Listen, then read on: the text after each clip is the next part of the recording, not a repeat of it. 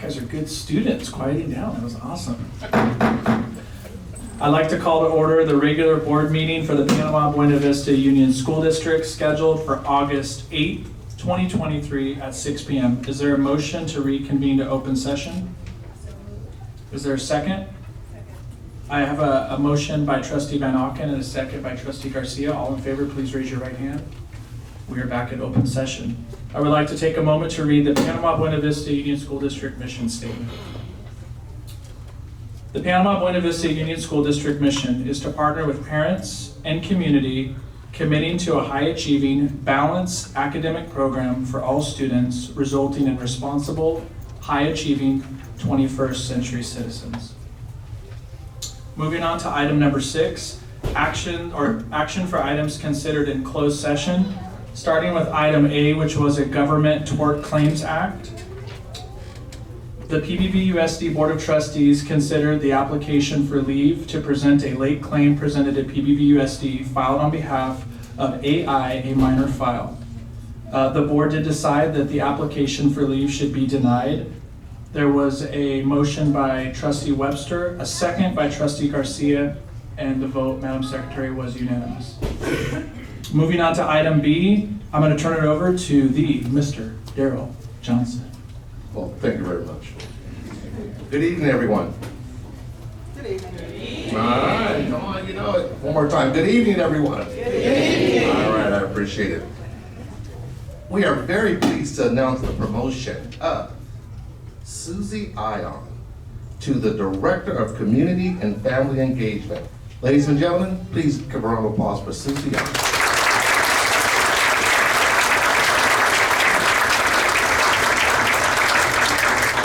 Let me get that right name, Susie Ion.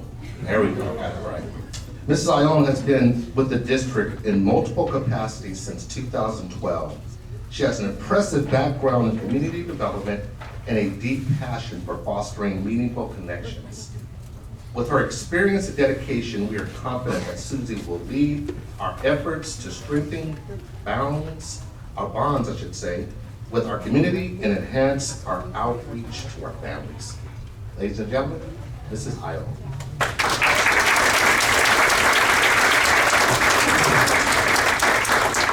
And who did you bring with you tonight to celebrate this wonderful moment?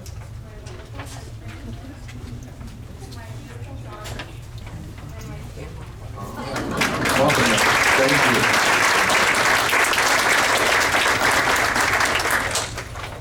All right. Moving right along. One more announcement.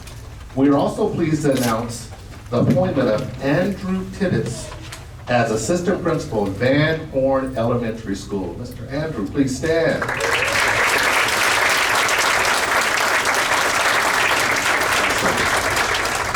Mr. Tibbetts comes to us from the Norris School District with a wealth of experience, dedication, and passion for education.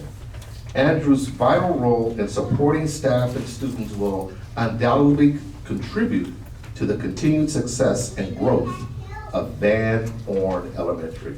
Welcome. Let's give our mother a round of applause.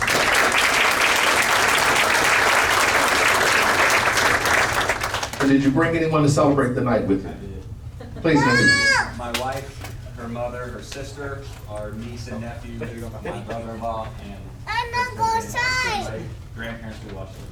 All right, we love it. We welcome you all. And with that, staff recommends approval. Thank you, Mr. Johnson. I'll entertain a motion. I have a motion by trustee Van Auken. Is there a second? Second. I have a second by trustee Webster. All in favor, please raise your right hand. Congratulations.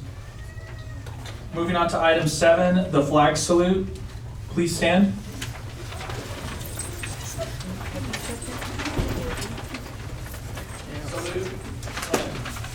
I pledge allegiance to the flag of the United States of America and to the republic for which it stands, one nation, under God, indivisible, with liberty and justice for all.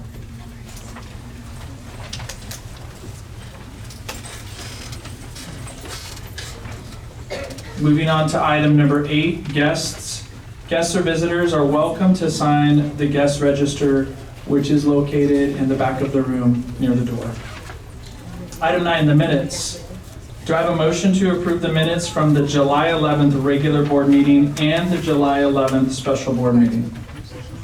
I have a motion by trustee Woolridge. Is there a second? A second by trustee Garcia. All in favor, please raise your right hand. The minutes are passed. Thank you. Moving on to item number 10, correspondence hearings, delegations, and presentations. Item A is a public hearing for School Site 21 mitigated negative declaration. Time has been set aside to hear public comments regarding approving and adopting the mitigated negative declaration of School Site 21 in accordance with CEQA guidelines sections 15072 and 15202, a notice of intent to adopt mitigated negative declaration and notice of public hearing was published in a paper of circulation and posted to the Kern County Clerk for 30 days. The public hearing for School Site 21 is now open. Hearing no comments for the hearing for public School Site 21, it is now closed. Moving on to item B, The public hearing for the energy services contract with Site Logic Incorporated. Time has been set aside to hear public comments regarding adopting the energy services contract with Site Logic for district-wide energy-related improvements, including LED lighting retrofits, solar generation installations, and HVAC renovation projects. The public hearing for this contract is now open. Hearing no comments regarding this contract, the public hearing is now closed. Moving on to item 11, public comment. Madam Secretary, I have 16 public comments. Do you have any more? Are there any other additional green sheets that are being filled out currently that are out there circulating? Okay, we will begin public comment. The public may address the board on any matter within the board's jurisdiction that is not on the agenda at this time. The public may address the board on each of the remaining items on the agenda as these items are taken up before board discussion and deliberation. Unless otherwise determined by the board, each person is limited to 3 minutes per item. If a large number wish to speak on a specific item, the board may limit the total input to 20 minutes on any item. Persons wishing to speak should complete a green sheet and hand it to the board secretary. We do have 16 public comments, and I will allow for the 3 minutes for those that want to go 3 minutes, and if we do reach the 20-minute limit, we will have to cut it off at that point. But I do believe that some might be short, so we could get there. We are starting public comment this evening with Malik McCullough. McClanahan? Yeah. Oh, sorry about that. Hey Malik, welcome.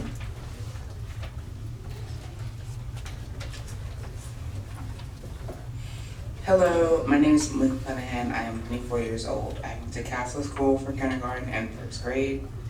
The rest of my schooling was outside the Panama Boarding Union School District. I am here in favor of Willie J. Freak School. Most of my schooling was outside of the Panama Boarding School District. And most of my schooling was a constant struggle. I had a lot of comprehension issues, which I now know was undiagnosed ADHD and autism spectrum disorder. Unfortunately, I was not diagnosed until my junior year of high school, which caused a lot of unnecessary problems for myself and my family. I was special education all of my schooling until I was given the opportunity to listen to a program that taught me how to learn differently. During most of my schooling, I was treated differently than my peers. I was made to sit aside from the rest of my classmates, talked down to. I was called racial slurs. Was put against to move my desk to the whiteboard. I believe I was treated this way because I was Black and because of my undiagnosed disabilities. I believe if I had been treated better and was diagnosed early in my childhood, I wouldn't have had to struggle as much as I did. Even though I was treated badly, I persevered and ended up graduating at the top of my class in high school with a 4.8 GPA. I went to culinary school and got my certification in coding and cybersecurity. This is why I'm supporting Willie J. Frank School, so that Black disabled kids like I did can succeed. Thank you.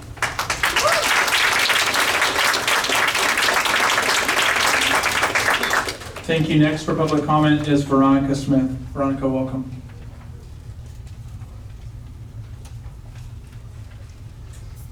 Good evening, Panama Buena Vista Union School District trustee members. My name is Veronica Smith, and I'm here speaking this evening on behalf of Willie J. Frank Charter Prep, and most importantly, why it should get a yes vote this evening. Let us keep front of mind that when it comes to options for education, having the option to choose is freedom. It is a basic right. Education freedom refers to the ability of parents to select the best education options for their children. And sometimes that includes parents banding together to advance a charter school option like we have here this evening with the parents who banded together to advance this effort. Education is one of the most essential investments that a society can make. It's one of the most essential investments that a parent can make. Education is an essential factor in reducing poverty and reducing inequalities, as we just heard from the young man who just spoke before me.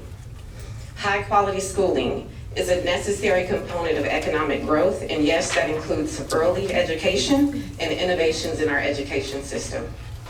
In the early years of our great nation, many children were excluded on the basis of income, race or ethnicity, gender, geographic locations, and many other reasons. And this has followed us. Let's keep in mind, charter schools were developed in response to demand among parents for more choice when it comes to their children's education. Do not be confused, this effort is not competing with the public school. Do not be confused, this effort isn't compromising the funding of Panama Buena Vista School District or the students that it currently serves. Are there problems with some charter schools? Absolutely. But there are deeply rooted systemic issues and problems within our public school. I'm sure that there's no public educator here tonight that is part of the problem, but we can't deny or turn a blind eye to the issues that still exist within our public school system. Addressing problems in the public school system require different strategies than in the past, and this is in part why we now have charter schools. The charter school movement is relatively new, and so of course there are still kinks to iron out, but starting a charter school is no small feat. Starting and sustaining a school takes effort that most people simply do not have, but it is not emotional. This is not an emotional decision here tonight, so let's stick to the facts. Let's remember our history, let's not politicize this, and at the end of the day, it's about the hundreds of parents and students who have a right to choose Willie J. Frink. And tonight, I encourage you to facilitate Willie J. Frink being an option with a yes vote. Thank you for your time.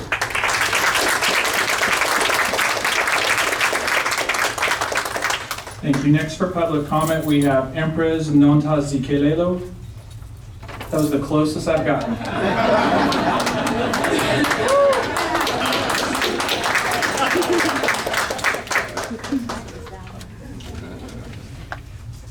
I would like everyone who is here supporting this charter school to stand. All right. We need it. No into Zikelelo, Zulu, and Sutu for blessed visionary, the ability to see a world with quality education for everyone, where we will bring excellence because of, not for me, which was in spite of. But we give thanks tonight because we have options and we have alternatives that they don't have to go, our children don't have to go through what I went through and what this young man has gone through and what countless others have gone through.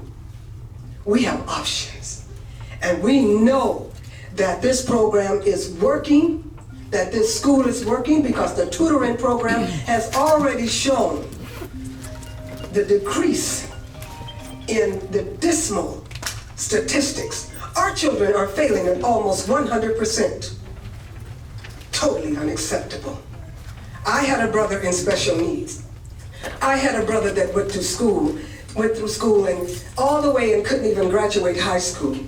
I had sisters that came out and couldn't read and write. I'm one of 11, and I'm the only one that has made it this far, that I can stand before you tonight and say, we must change this. And before I go off the mortal corridor, before I leave this planet, I want to see transformation. I want to see transition. I want to see change and a quality education for all of our children. We deserve it. We are here and we are better because of it. We will close the prison pipeline and we're going to open up and produce producers rather than products.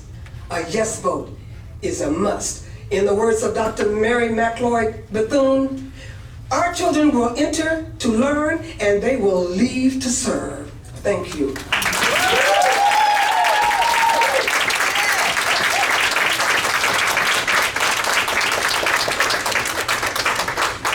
Thank you. Next, we have Christina Laster. Christina, welcome.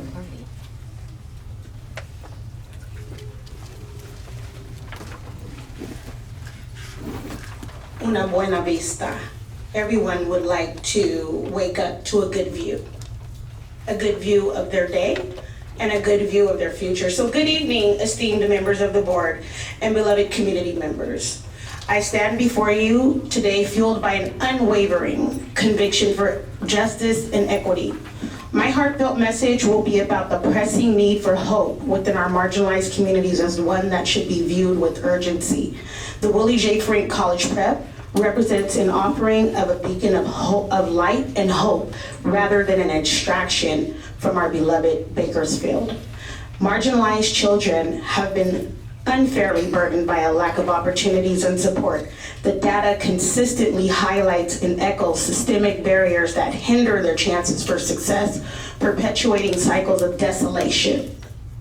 But within these hardships lies the true essence of hope, the ability to rise above and achieve greatness regardless of circumstances. Buena Vista, a phrase that resonates deeply with me and with this community. It represents not just a beautiful or good view, but also a testament to the resilience and strength found within our marginalized children. They deserve hope and a chance to thrive, just like any other child in our society. And it is through solutions like Willie J. Frank College Prep that can offer them a path to turn their dreams about a good or beautiful view into reality. Willie J. Frank College Prep stands not as subtraction or extraction, but as transformative and empowering solution for this community. It embodies the spirit of learning justice, equity, and the unwavering belief that children who have been at the margins way too long don't have to fall off the academic cliff, but rather receive an education that nurtures their talents and ignites their potential. Willie J. Frank College Prep doesn't take away from existing schools or anybody, but rather complements and enhances the academic landscape of Bakersfield, addressing the unique needs of marginalized children within Bakersfield. By providing a quality education, access to resources, and supported learning environment, Willie J. Frank College Prep becomes a lifeline for those who have been overlooked and unheard far too long. It becomes a place where hope is cultivated and dreams are nurtured. It becomes a symbol of the collective investment in the betterment of the future of this community, so that the children can understand that the Buena Vista that they have in their dreams and hopes and aspirations are one that they can fulfill in their upward mobility. Pass the Willie J. Frank College Prep.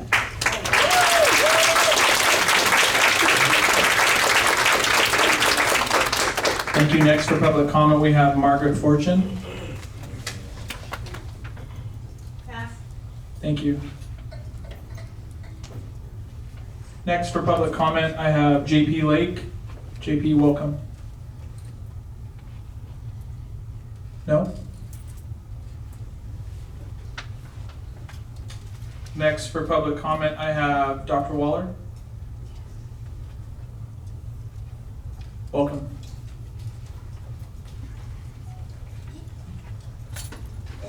As my man Daryl said, I'm gonna say good evening as well. Good evening. My name is Dr. Waller. I am the Life Skill Coordinator for CSUB Athletics. When we start talking about charter school, it's a change. And sometimes come with change is discomfort. But at the same time, it's about these kids. It's about parents having resources to allow the kid to be successful. I'm a strong believer of this take the village to raise the child. And with everything that's been going on in this world, we has got forgotten that it still exists. One thing we all have in common is education. So for me personally, I am all for the Willie J. Frank Prep School. Pass it.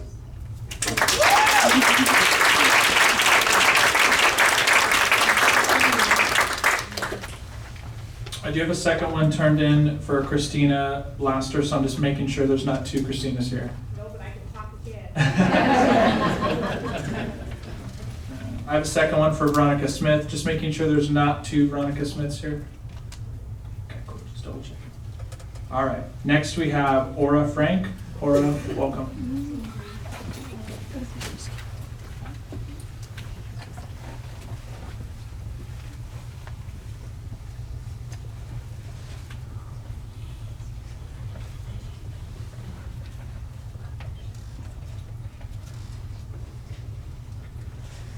Hello, everyone. Good evening. Of course, you know I am for Willie J. Frank College Prep. My name is Aura Frank. But not just because my name is Aura Frank. It's because I have a daughter who was in the public school system who had to deal with adult bullying, racism, situations that made her lose her love and her compassion for education. In the middle of her 5th grade year, I had to pull her out, put her in homeschool. We need options. Willie J. Frank Public Charter School give parents like me options. Education is extremely important. We all know this. Having options don't block education. It increases education. We all learn differently. All kids learn differently. When we bring our children to school, we're taking them to their, what we believe, a safe haven. We're trusting teachers, administration, to protect our child, to educate our child, to love on our child, and to treat our child like their own. I do believe Willie J. Frank College Prep will give this to young kids who have been dropped, forgotten about, left to fall between the cracks. Vote yes. Yes. Give us that option.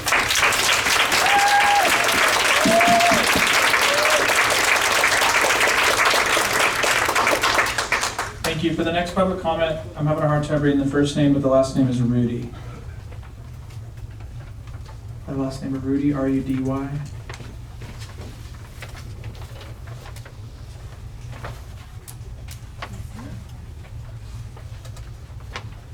For public comment next, I have Satinjarit Singh. Welcome.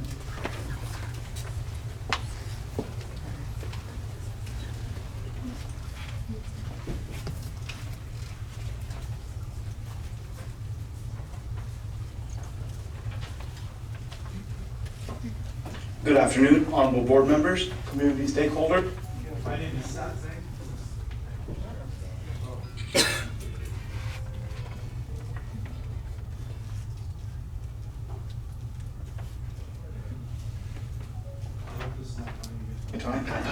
All right. Thank you very much.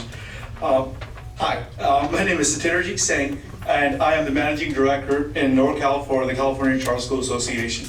CCSA is a statewide nonprofit advocacy organization that supports the development of high-quality charter schools so that all children have access to a great public education. Willie J. Frank College Prep is currently a developer member of CCSA. Our school development team supported the Willie J. Frank College Prep team through their charter development process and reviewed the submitted petition. CCSA firmly believes that the petition and the program fully meet all legal requirements. CCSA has worked with the lead petitioner, Arlena, and her team for over a year. During this time, she built a highly qualified founding team, performed extensive community outreach, and prepared to operate the proposed school. Indeed, she has already demonstrated an ability to adjust to the new and difficult circumstances that often accompany school startup by finding options, running numerous budget scenarios with the help of her back office providers, and adjusting community outreach strategies to fit the needs of the community. The Willie J. Frank College Prep team is well prepared to operate a high-quality public school that is uniquely designed to serve the interests of the Bakersfield community. The Willie J. Frank College Prep has positive things to offer families right now that can help improve life outcomes for students in the community. We believe by welcoming the school into the community, not only will they effectively serve all students who attend the school, but they can also help create a stronger school system through collaboration and sharing learning from new and different practices. We do not want you to view this school as an outsider, but instead one that is part of our community. I'm confident that Willie J. Frank College Prep will elevate all students they serve. In closing, the program is qualified and prepared to open a much-needed and high-quality school designed to serve the unique needs of this community and individualized needs of students and their families. For the reasons articulated and for the benefit of all Bakersfield young people, I urge the board to approve this petition. Thank you and have a great rest of your day.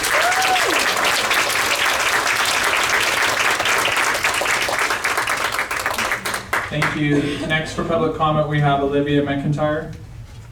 Olivia, welcome.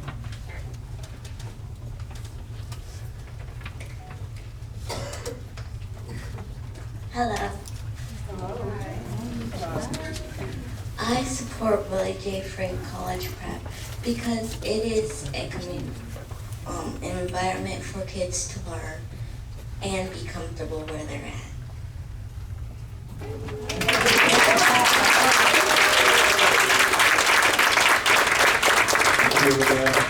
I have Margaret Fortune on here again, just double checking. Still good. Okay, all right. Next for public comment, we have Victoria Curry. Victoria, you here? Welcome.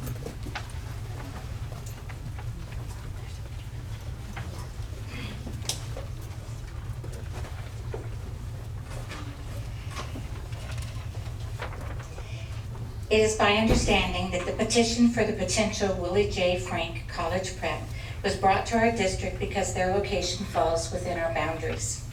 I looked at this and I thought to myself, our boundaries, our students. Therefore, I will speak to you this evening as an educator, an association president, and a member of the community that you serve.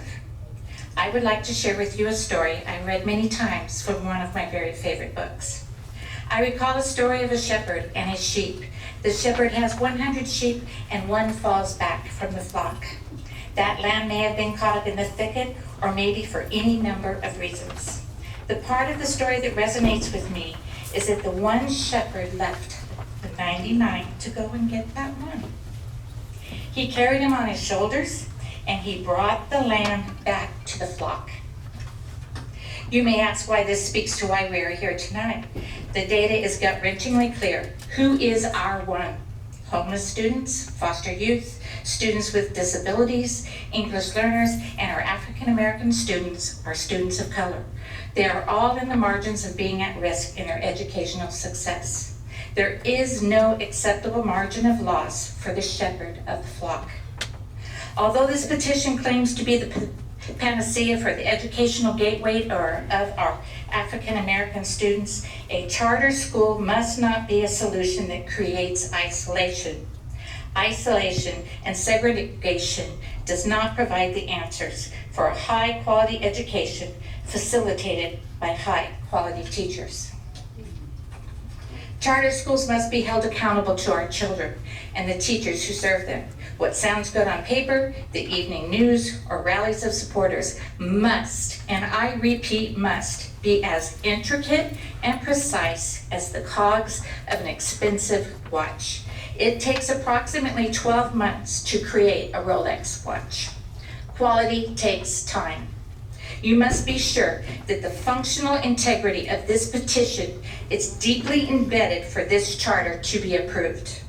CTA states that all children in California should be entitled to equal access to all public education opportunities, including charter schools.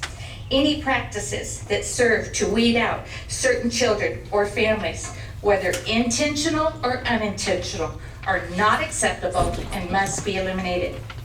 Charter schools began their prominence in the late 1980s as a way to close the achievement gap between white and non-white students. But today, we can see that many of the same problems that plague traditional public schools are found in charter schools as well. No charter school should discriminate against a student because of race, language, color, national origin, 20 religion, seconds, Ms. Curry. gender identification, and on and on and on. As you will see in tonight's recommendation by our superintendent, rigorous evaluation was given by the members of the committee. I challenge you as a school board to push back on the current regulatory framework for charter schools as it stands today and step up to support our neighborhood public schools. I ask that you not say no, nor say yes. Please simply say not yet.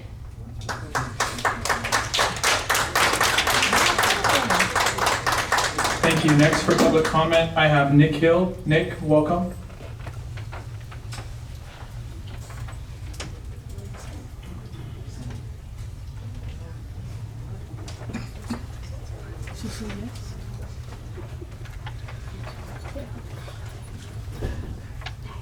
Good evening, everyone.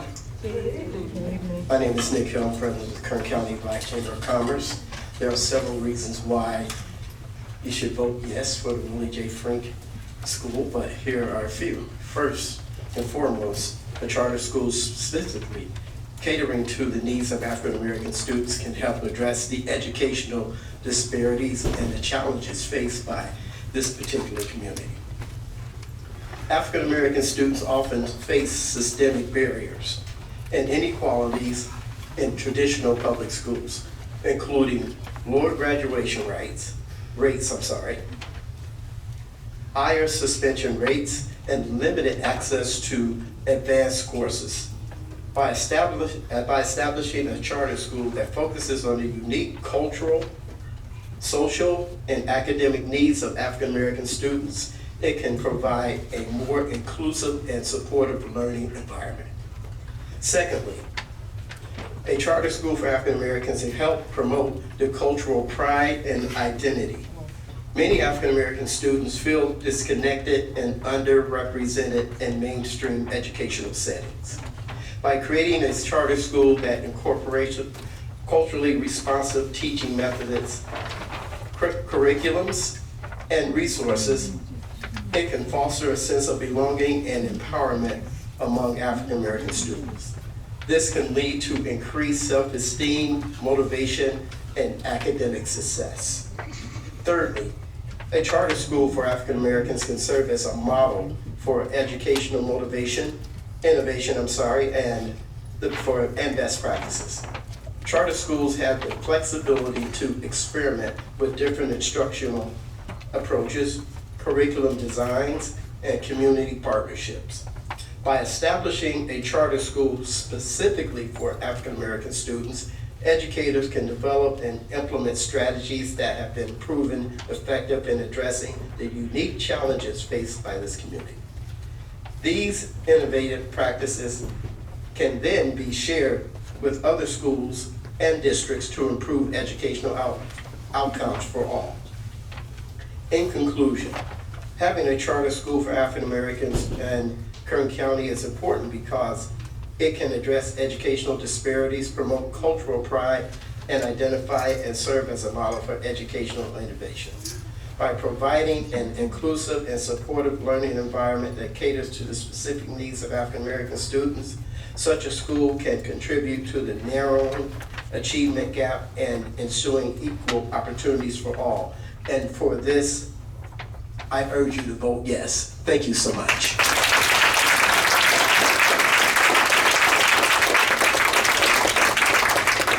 Thank you. Next for public comment, I have Jonita Clemens. Welcome.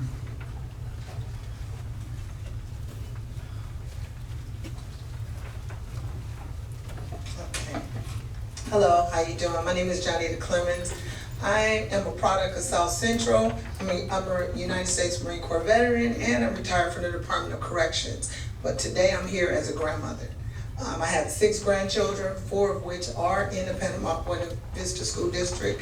And I want to tell you, I have an 8-year-old who will be starting the 3rd grade. He tested, going into his second year, he tested completely out of elementary school. I have spent this entire year trying to compel my daughter to allow me to bring him out of school so that I could homeschool him. On the third day of kindergarten, he was kicked out of school for being disrespectful, defiant, and disobedient. When I went to pick him up, he said, "Grandma, I'm so glad you're here. I'm gonna get in so much trouble." I was asleep. My body wasn't responding well to the time change. But the teacher told my mom I was disrespectful. At that time, I talked to the principal. She said, "Yeah, we did learn that." I said, "So why are you kicking him out? Kindergarten is where you learn how to be a student." So at my insistence, he was tested. This was coming out of COVID. During that period when they were distance learning, I had sent him a video to his teacher of him doing timetables, division, reading The Hobbit, reading her screen, all of these things, but she had never suggested that he be tested, but she did kick him out of school on the third day of kindergarten. We have experienced that. He is now, I went to his school, he's sitting in the back of his class with his desk turned around. I retired from prison. To me, that is ad seg. That is lockdown. I also know, having retired from the prison, that when they determine how many prisons to build, they use third grade disciplinary records. My grandson will be a third grader this year. And that is why he needs to be in a place where people can understand how he learns, how he thinks, and can grow him to the best person that he can be. So I support, and I hope that you will give real consideration to the needs of the Black community and of our young Black men.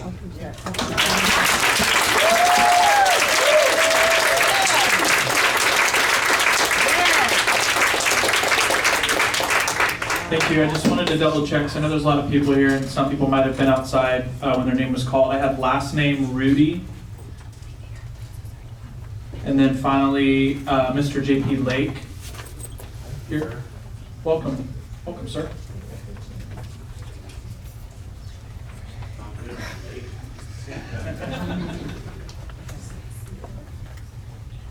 Well, good evening, former colleagues and my forever friends. And good evening, everybody out here. You know, I think all you have to do really is just look at this room.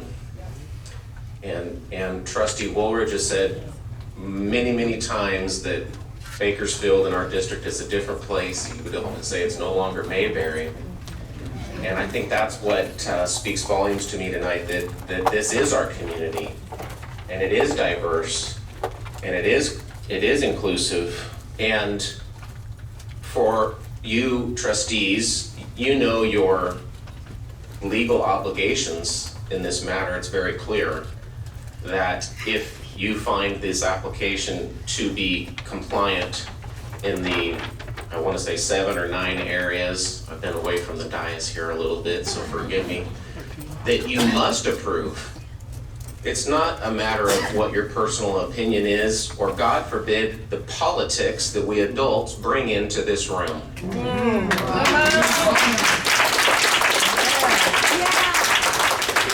It's about what's best for students.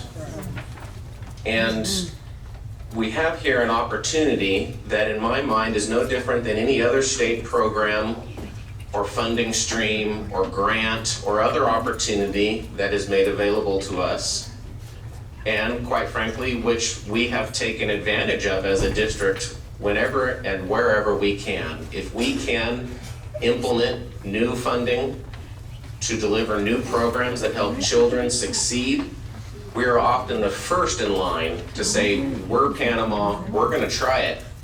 We're innovative. We wanna do what's best for students. And in that sense, this is no different than any other program that we've added in our district in the last 6 or however many years it was that I was on the board. We've added all kinds of other programs. Why? Because it was trying to help students do better. And I do appreciate my dear friend, Miss Curry, and her comment about the shepherd. And I think there's another moral to that story, though. The moral of the story is that the shepherd will do whatever it takes to bring that sheep back.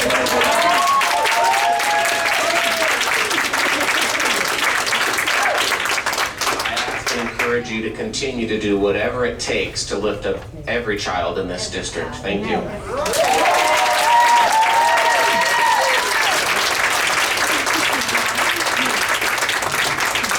The board appreciates each public comment. Although we did not respond and engage from the dais, we do take into account and value all the stakeholder input as we work to address district business and programs. Thank you. We're now moving on to item number 12, which is the final recommendation and findings regarding the Willie J. Frink College Prep Charter Petition. The district's charter review team will present the final recommendation and findings regarding the Willie J. Frink College Prep Charter Petition. Petitioners may present a response to the final recommendation and findings of the petition as presented by the district's charter review team. At this point, I'm going to turn it over to Mrs. Melissa Brown from the Panama Buena Vista School District to present the findings. Welcome. Thank you. Good evening, President Easter, members of the board, cabinet, and members of the public. For the members of the public, I am Melissa Brown, and I am a member of the district's charter petition review team, convened to review the Willie J. Frink College Prep Charter Petition. Tonight, I will share a high-level overview of the review team's findings and recommendations in response to the Frink College Charter Prep Petition.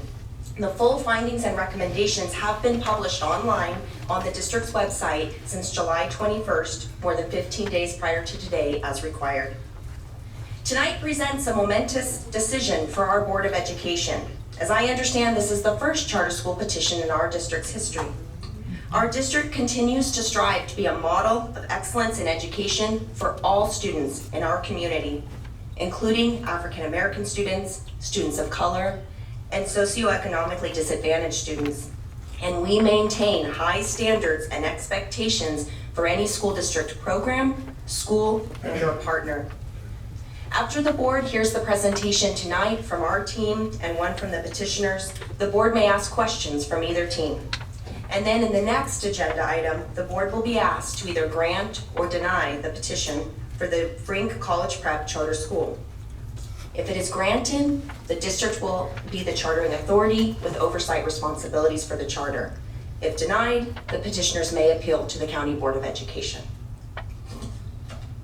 As you remember, the district received a petition on April 21st, 2023, requesting approval from our Board of Education to establish a public charter school in the district's boundaries.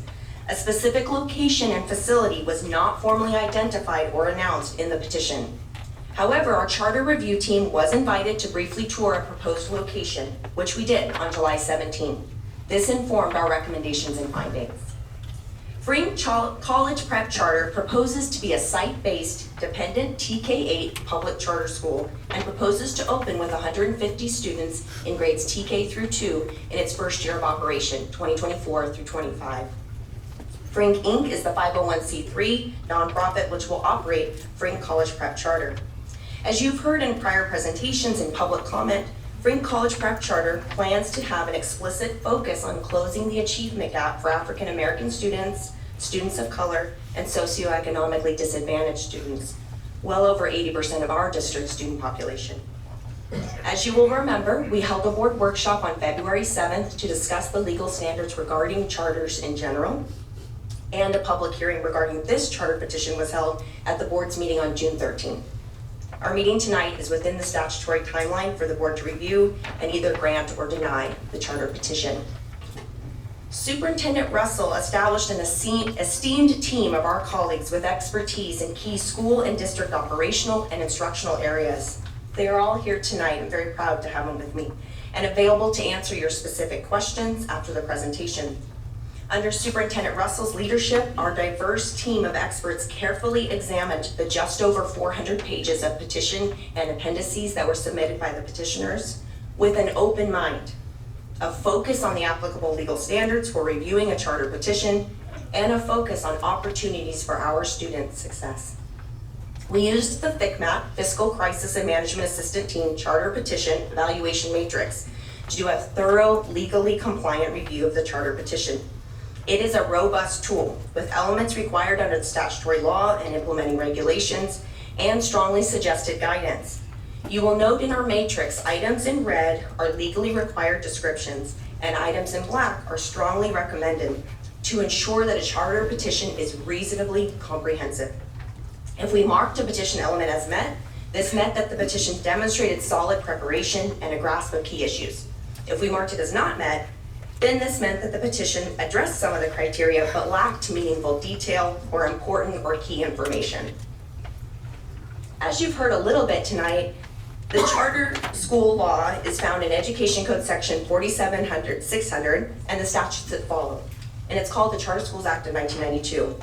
The law provides that the governing board should be guided by the intent of the legislature that charter schools are an integral part of the California educational system. The board must grant a charter if it is satisfied that it is consistent with sound educational practice, the interests of the community, and considering the academic needs of the students the school proposes to serve. And the law also says that the board cannot deny a charter school unless it makes written factual findings to support one or more of the findings on this slide and the next slide.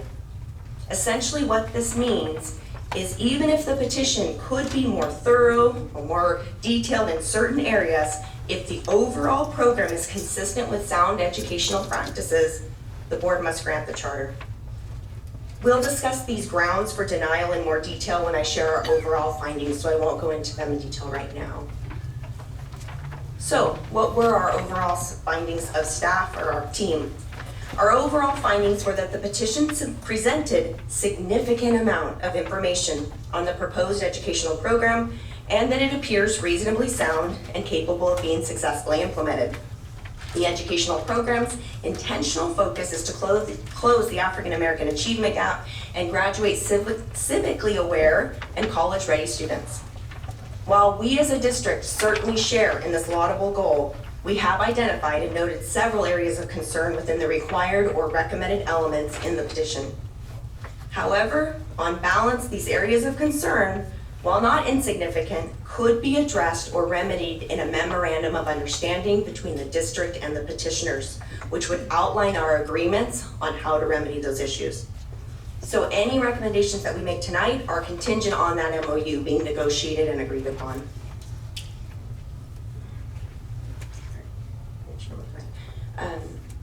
I did skip ahead real quick, sorry.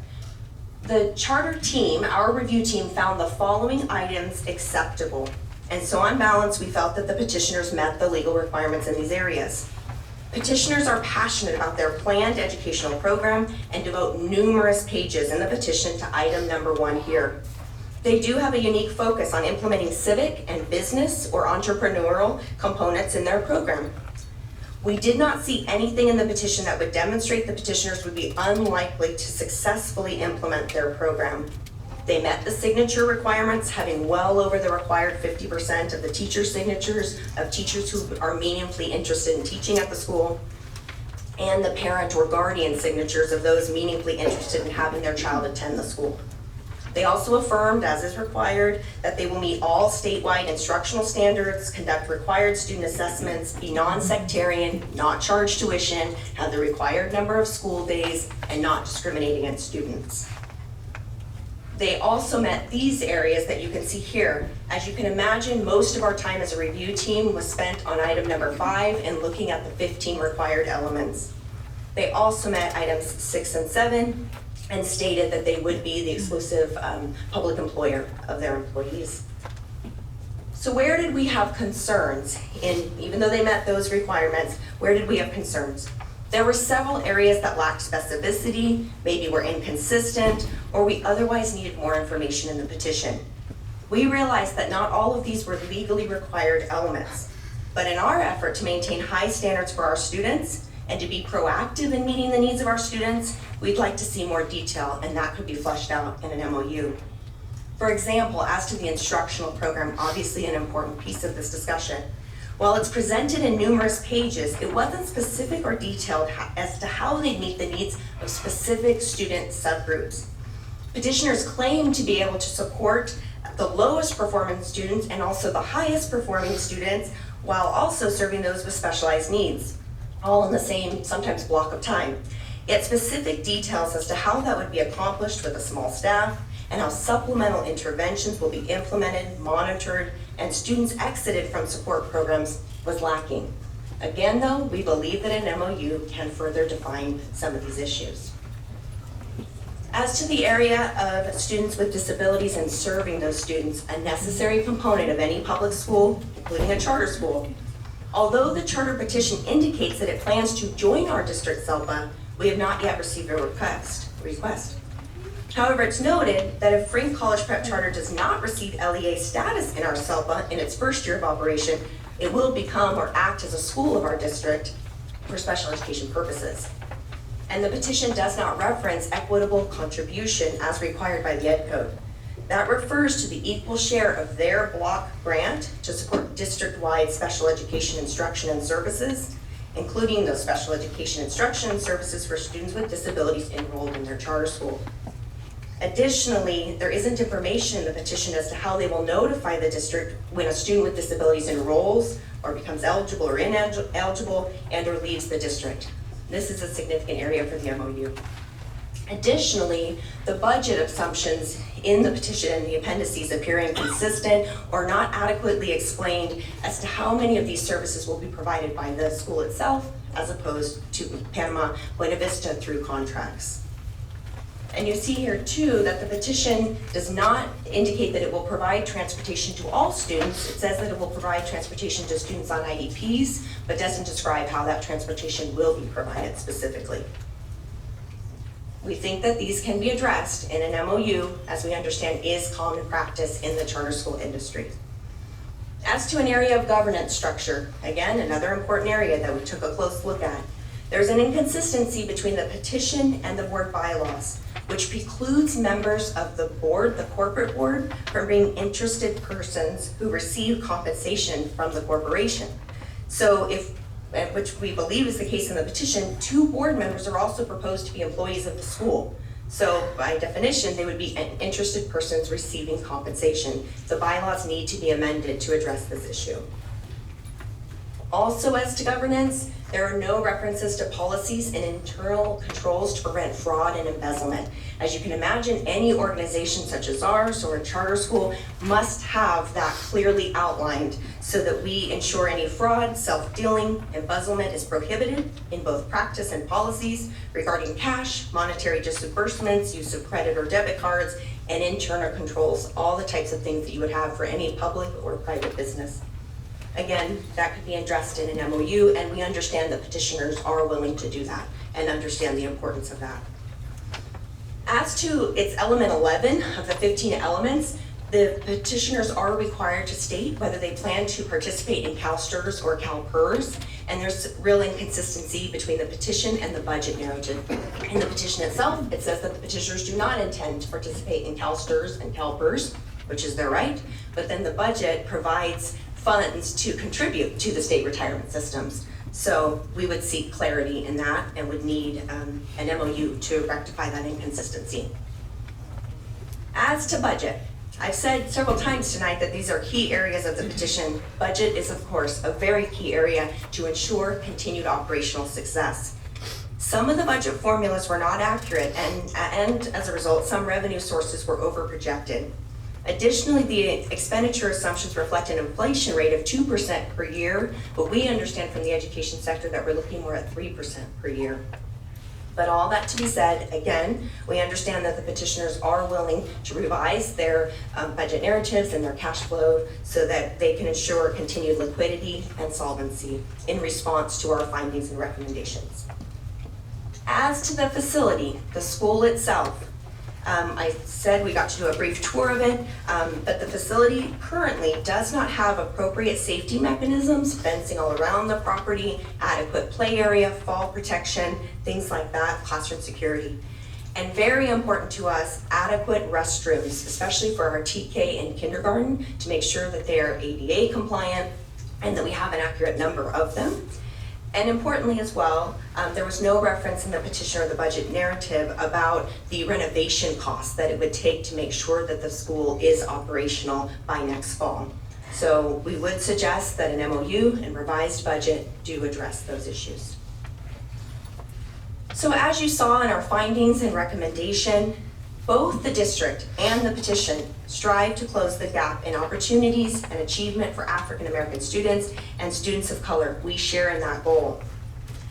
And we note that our district's English language arts, math achievement, absenteeism, and suspension data show that our African American students outperform the students on which the charter was modeled. Nevertheless, we still acknowledge many of our students, African American students, students of color, are performing below standard. And therefore, we do believe within our public education system, we can partner with Frank College Prep Charter School and support our continued efforts to address the learning gaps for these students, and all students really. And so, as I said, in closing, we recognized a number of elements that either were required or strongly suggested that were not met, or maybe were partially met as far as the defined element.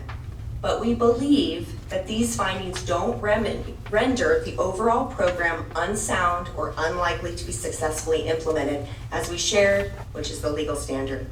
And we do believe it can be addressed between the district and the petitioner. And again, that's after a very careful, very thorough review of the petition.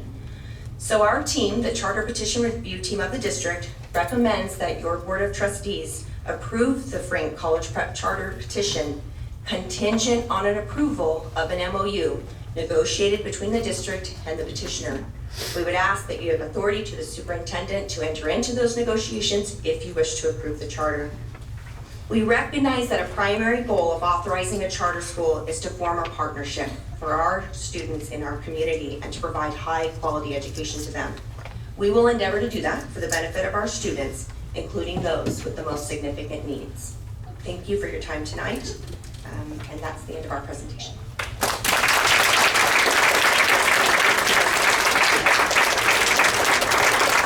Thank you, Mrs. Brown. I do show that the presentation was 15 minutes and 20 seconds, and we will open it up for questions to you or to anybody from Frank after this. Dr. Arlena Waller, your team and yourself does have 15 minutes and 20 seconds if you would like to use all that time to respond. Are you ready for it now? Yeah, welcome up.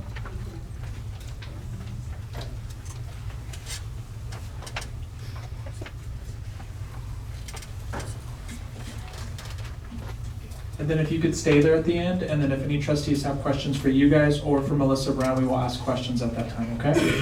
Thank you. Will do. Sorry, Lisa.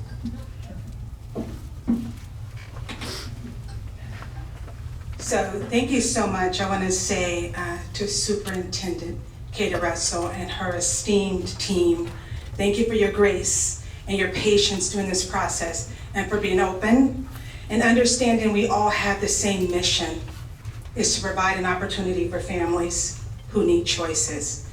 To the Board of Trustees, thank you so much for this opportunity. Thank you for listening to us, and thank you for your consideration of a yes vote for families tonight. So we were so fancy, I brought in a PDF, they left it in the wrong hands. As you know, Frank agrees in principle to the proposed provisions of the MOU. Our intent is to be a good partner, to bring our best practices, and to learn from the district of their best practices, so that together we can bring a great school in the district. And I had a lot of opinions, but I got a hug from the teachers union there, and she said, we will partner, and that's what it's about. I have a son here, Kadar, who had a phenomenal experience in traditional public school. The star, loved it. I also had a son, Bentley, who had challenges in the public school system. He needed options. I went to the trustee of his school, and they said, we can't grade him on what he needs, so we can't help him. I had to homeschool him. The hardest thing I've ever did. I have big respect for teachers. I was gifting them left and right after that. But his choice was a private school. And had it not been for Mr. Shy and those teachers at Bakersfield Christian School District, he would not have made it through the system. He grew 8 inches and his body wreaked havoc on him. And he needed options. He needed smaller class. He needed to be hybrid. He needed to be home. And they were able to work through every system. We made it through I was challenged and broke in that system, and even the educators supported me. So we need options. So most that's in the MOU will answer your question, but we have agreed to work through all of them, make sure the district is happy, make sure we're happy, make sure our families are happy. Next slide. I'm gonna just say thank you, and I want to bring up Dr. Margaret Fortune, who are school models. She has 10 successful charter schools. She has recently been approved to open the first HBCU. She knows what works, and it has worked. I think it's high time that we normalize serving Black children in excellence. Our school, yes, our petition was very unapologetic about the lowest performing students population, which happens to be Black children. But every child that walks through that door will be served. I have a history of serving every child. We are currently in the Lamont School District serving primarily Hispanic children. We love on those babies. We talk on the phone and translate back and forth. So when I'm here because I want to partner where there's a gap, not because I only care about one demographic. I've been serving hardcore in this community. I tell everybody, everybody's not for the streets. It's hard work to be on the street and serving families. We're in Arbor, Lamont, Wasco, Delano. So I'm standing here for a gap, not because it's the only color that I see. But I'm gonna take this opportunity to bring Dr. Fortune up because that is the model of our school as it relates to success.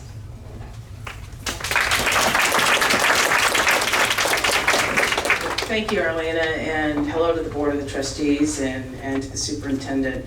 My name is Dr. Margaret Fortune, and I'm the President and CEO of Fortune School.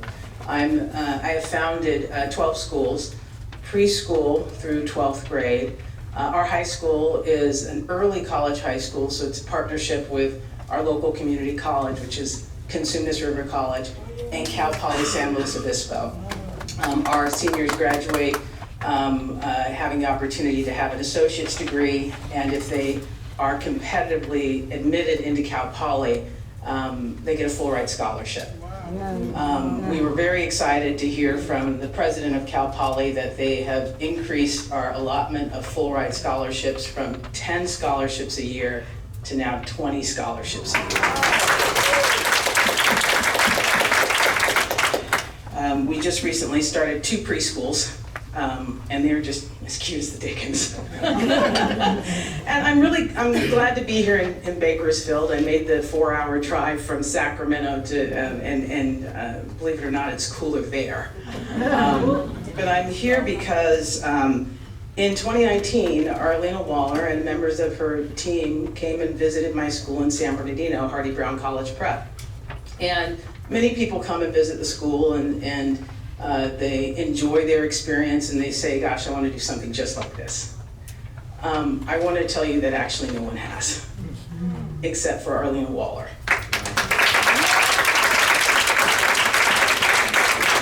The fact that this team is before you today with a charter petition that was 4 years in the making tells you something about the kind of persistence and grit that they have, which is what it takes to operate schools. I consider education to be my first priority, and if you're in this room, it's yours too. I'm the daughter of a school superintendent, and I honored my father by naming my schools after him. He recently passed away. So I understand as a daddy's girl what it means to name a school for your father. In fact, in Roseville, he was the superintendent of the Center Unified School District. School just opened up at the Rex Fortune Elementary School. He was that respected amongst the school board that he served 20 years ago, that they opened a school in his honor. Our work at Fortune School is to study success. We know that 70% of Black students in the state of California are not reading or writing at grade level, and 84% are not doing mathematics at grade level on standardized assessments. But there are examples of success that are focused on academic rigor to close achievement gaps in order to teach kids how to read, write, do mathematics. This is the model that I am happy for Arlena Waller to replicate. She has also attracted funding to this community from some of the most important funders of this work in the United States. The Charter School Growth Fund and also the Silicon Schools Fund.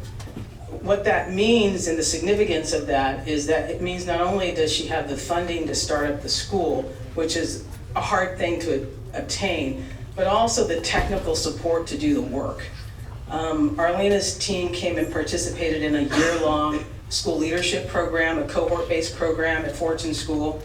She came back and had a retreat with her team at my schools, visited our classrooms, and not only does she have our ongoing support, but she also has the support of entities that are really good at giving technical assistance. I want to say that when we first started our schools in Sacramento in particular, it was controversial. It was controversial because we dared to talk about the lowest performing subgroup. But we do that unapologetically, and now it's not controversial. That was in 2010, 2011. And now the board is very proud of the work, and it's a collaboration. And I shared with you that I'm the daughter of a school superintendent. One of the perspectives that he shared with me is that we have a lot of tools in our tool chest in public schools, and public charter schools are just one of those tools. In his district, they weren't serving Slavic students that were mostly homeschooled. So they proactively started a homeschool charter that served that community. Does it mean that only Slavic students can come? No. The law prevents that. Anybody who comes and signs up for the school can be enrolled in the school. But it does mean that they had, as a district, an additional tool to use in educating students. And he stayed on that board until a week before he died. It was that significant for him. And also, I think that we have the capacity as educators to recognize educators in lots of different alternative settings.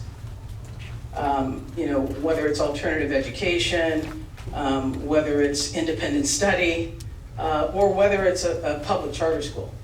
I had the pleasure of working for Gary Hart, who as a senator wrote the law for charter schools 31 years ago. Gary recently passed away, but before he did, he said, Margaret, I had no idea what it would become. There are lots of models, and this is one, that has been successful and provides a window of opportunity for this community to say, doggone it, we're going to do better. And we have to acknowledge, we all need to do better with African American students. I serve 2,200 of them, and every day we're thinking, how can I do better? How can we do better? But the state has had some strategic focus on particular groups. We see that in our local control funding formula, where there's a focus on English learners, low-income students, and foster youth. And after a decade with that funding formula, we have seen evidence that these groups have improved because of the persistent focus on them. Now, I will remember the days when it made me shake on the inside when with my father and mother in the audience who experienced Southern segregation, heard somebody made reference to an effort by African Americans to provide a high quality education to our children. These are very different things. The law that required Black students to go, and Black people, to go to separate and unequal facilities on the basis of the color of their skin as a way to discriminate against them is no way to describe a culturally affirming school that is open to everybody.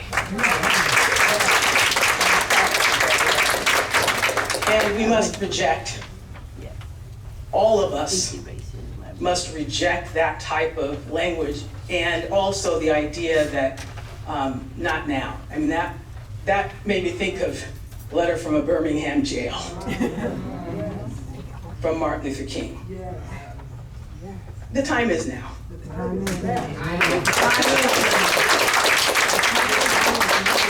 can all do this work collaboratively together. Trustee, just a heads up, about 3 minutes left, okay? Thank you. Good evening, board members and Superintendent Russell. My name is Janelle Rulli. I'm with legal counsel for the charter school. Our law firm is Young and Ford.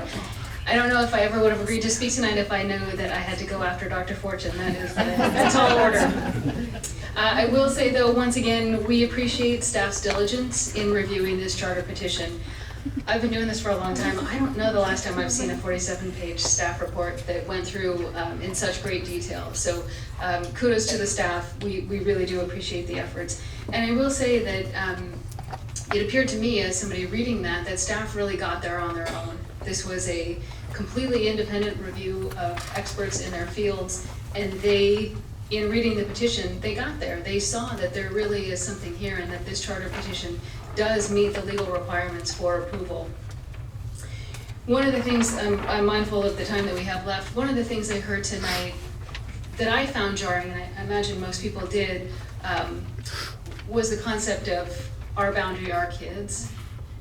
I just don't think that's true.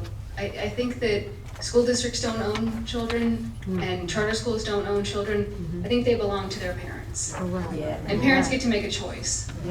And I think what you're hearing from this community tonight is that this is the choice that they want to make. And so we are asking you to go along with that request and the recommendation of your staff, which is positive. I just don't have the time to take you through all of the findings. I was prepared to do so.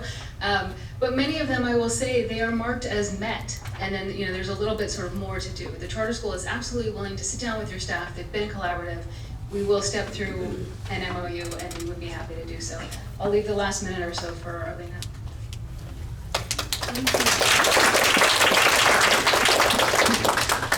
So I'll take this time to thank the community. You're walking side by side with us for the last 4 years is why we're here. And so I just really want to say thank you. I also want to answer any questions, but please understand we have hired the best. We are prepared to hire the best that have done this, that do this all over the world. That's who we're going to partner with as we partner with you. From our legal counsel, to our back office, to our advisors, to our facilities. So I'm going to end there and be prepared to answer any questions that you may have for our team. Thank you. Thank you. So, at this moment, trustees, we are able to ask any questions of Mrs. Brown or of the petitioners, Dr. Wall and her team. Starting on my left, Trustee Garcia, any questions for the team? No questions? Okay. Trustee, then, okay. Yeah, we'll do that when we get to item number 13, actually. Trustee Woolridge? Yes, 2 questions.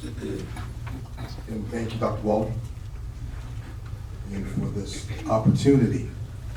But I do have one concern. You follow my career, I'm an ex-banker.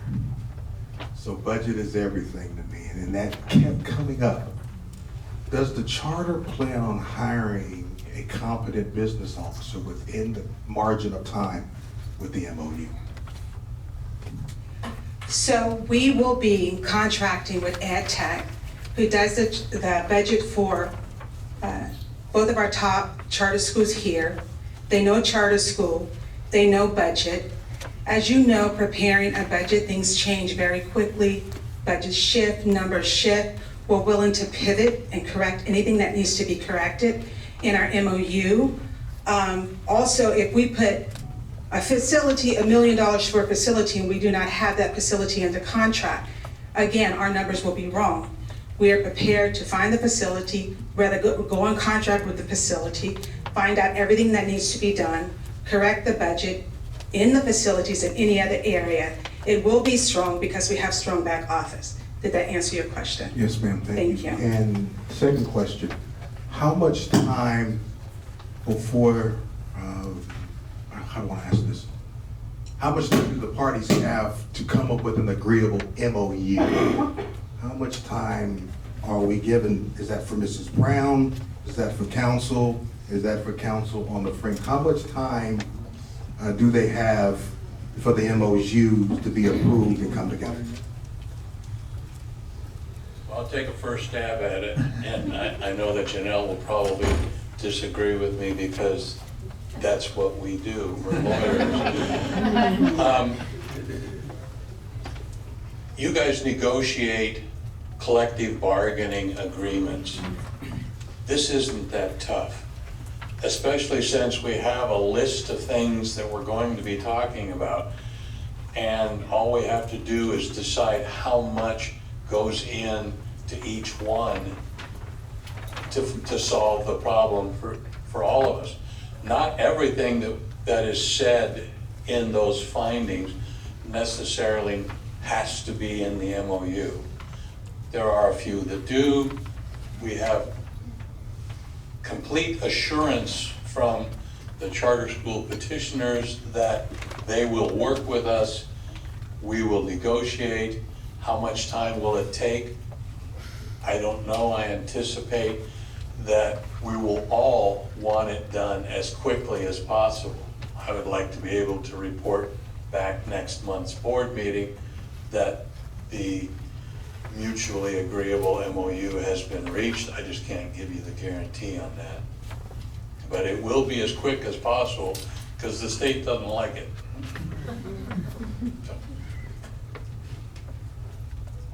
No specific timeline was said. We will meet. I can work as fast or as slow as needed. I like the idea of reporting back to you at the next meeting so that you know that iterative progress has been made. As long as I hear about the progress. You bet. Trustee Webster, any questions? Dr. Waller, you said EdTech when you talked about the company? Yes, Okay. EdTech. Okay. And all EdTech do is charter. Yeah. Okay. I don't have any questions. I would like to just address the public and just thank everybody for how everyone has handled all of the board meetings and for the respect of the public and for the process, whether you're for or against. It's great to see our public turn out and just be a part of this governance process and a part of what we're allowed to do. I really appreciate the team. That comment about a 47-page report, I believed the same thing when I was looking through it, and so credit to Superintendent Russell and her team for going above and beyond. And so no matter what side of it that you're on, as Trustee Woolridge would say, the process is extremely important when you're dealing with huge things like this. And I'm extremely proud of the public and our district for following the right process and doing it the right way. So kudos to all of you guys. Kudos to our team. Thank you.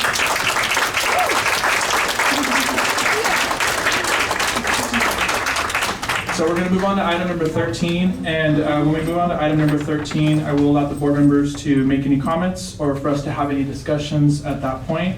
And Mrs. Brown, do you have some things that you'd like to share before we make comments or have any discussion? Yes, thank you, Board President. Just to confirm what we've shared, the decision before you tonight is either to grant the petition or to contingent on the MOU or to deny the petition. There are two separate resolutions in your packet. You would use one for which way you go and which way you exercise your discretion. If you were to deny, then we would ask that you make specific findings on the resolution to support your reason for denial. So I just want to be clear, resolution 24-03 is to grant and 24-04 is to deny. Is that correct? Yes, thank you. Thank you. I'll open it up for discussion. Any comments? I'll start on my right with Trustee Webster. Yeah, I'd like to start by, let me grab that microphone. I'd like to start by saying that I absolutely appreciate the passion and the drive. It is very clear to me, reading through all of these documents, that there has been so much time and so much energy put into this. I also believe that, like with any business, it is so difficult to get that first piece started, and there are so many things that you won't be able to do unless this board says we're willing to move forward to the next step, which is that MOU. To sort of address what CTA had brought earlier, the idea that even a yes vote tonight is not yes, it is yes contingent on. And I think that that's really important, that as we move forward, we're looking at the idea of, if this board says no, then we are done. But if we say yes, we are looking at yes contingent on. And I think that that's a really important thing for us to look at. I don't think that anybody doubts the idea of what you are supporting. I think that the passion and the clarity of purpose is amazing. The dedication, the 4 years that have been spent getting us to the point that we're at today is admirable. And so my hat is off to each and every one of you, not just for the long road, but for being here tonight. And again, as Trustee Easter said, participating in the process and taking your time out, taking the time to be here and participate. So I do want to thank everybody here, and I will hand the microphone back. Thank you, Trustee Webster. Trustee Woolridge, any comments, any discussion? You know I'm gonna have a comment. This is a monumental day. Not just for Panama, but for education.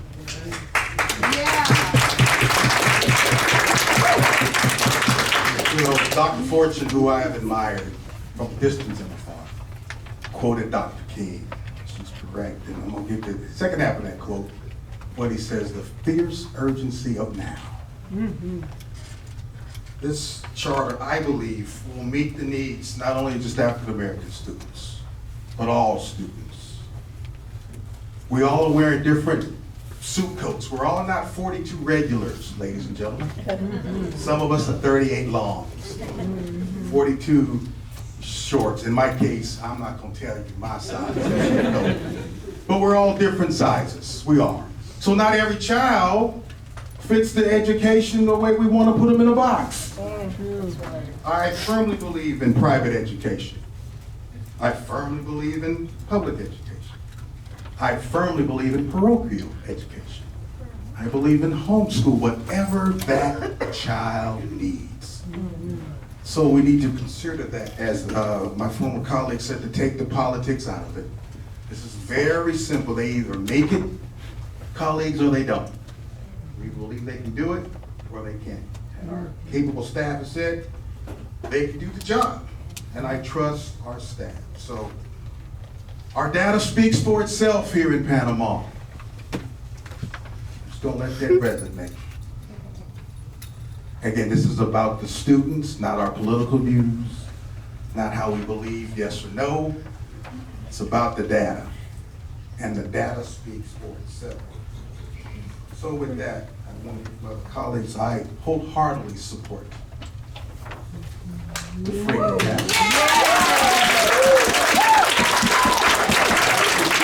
Ladies and gentlemen, I didn't do that for a round of applause. These babies need it. Yes. They need it. My education has been my license to compete, and I'm trying not to get emotional.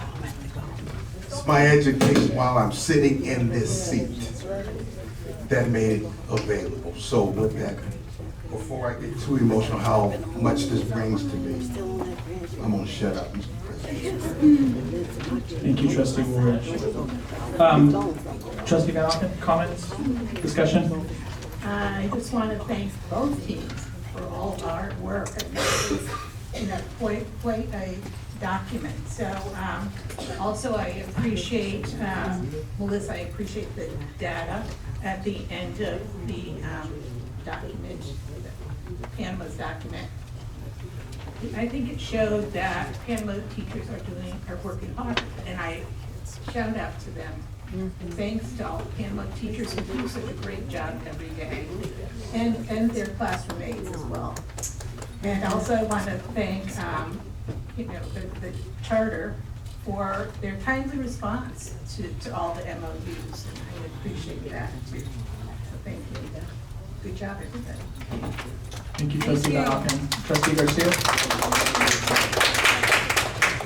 Yes, I also want to thank everybody as well for all the hard work that has been done on this petition.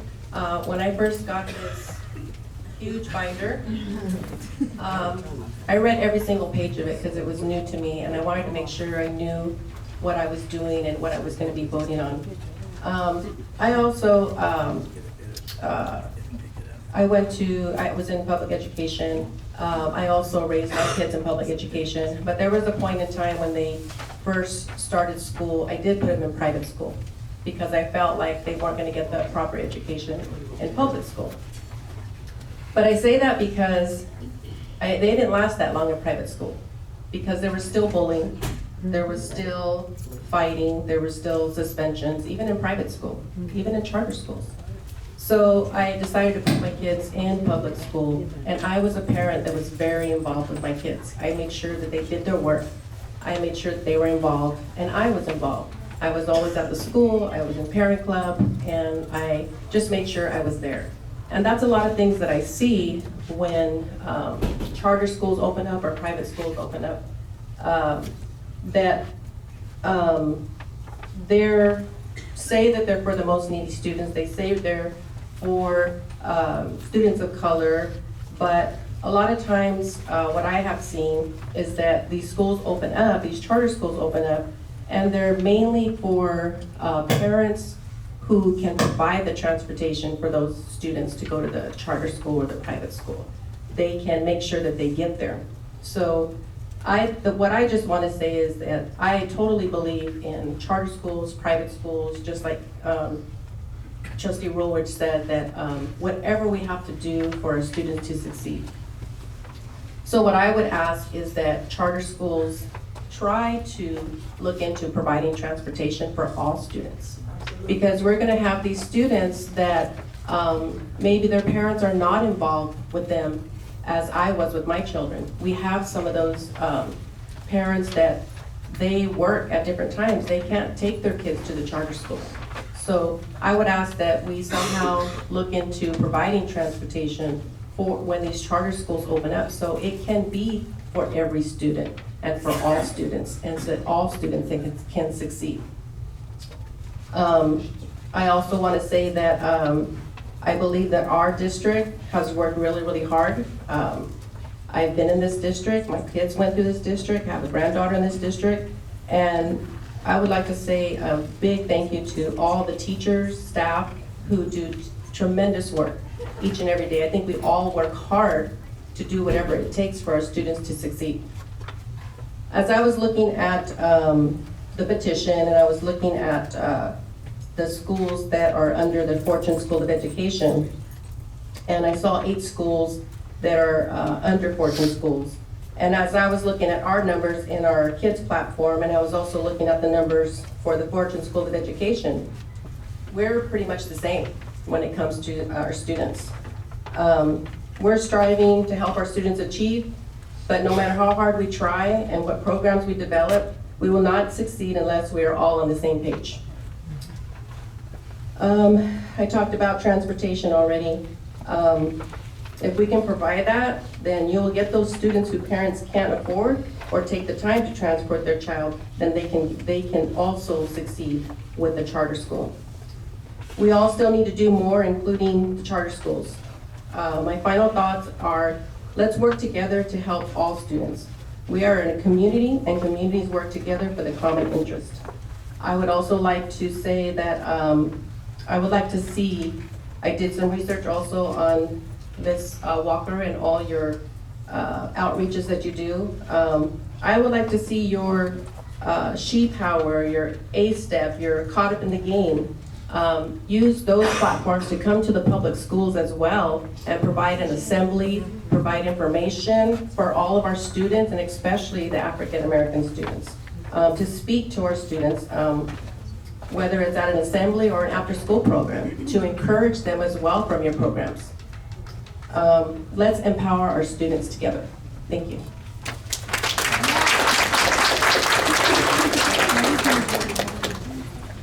This is the season where everybody is getting ready for the big day. So lots of work, lots of trainings, PD.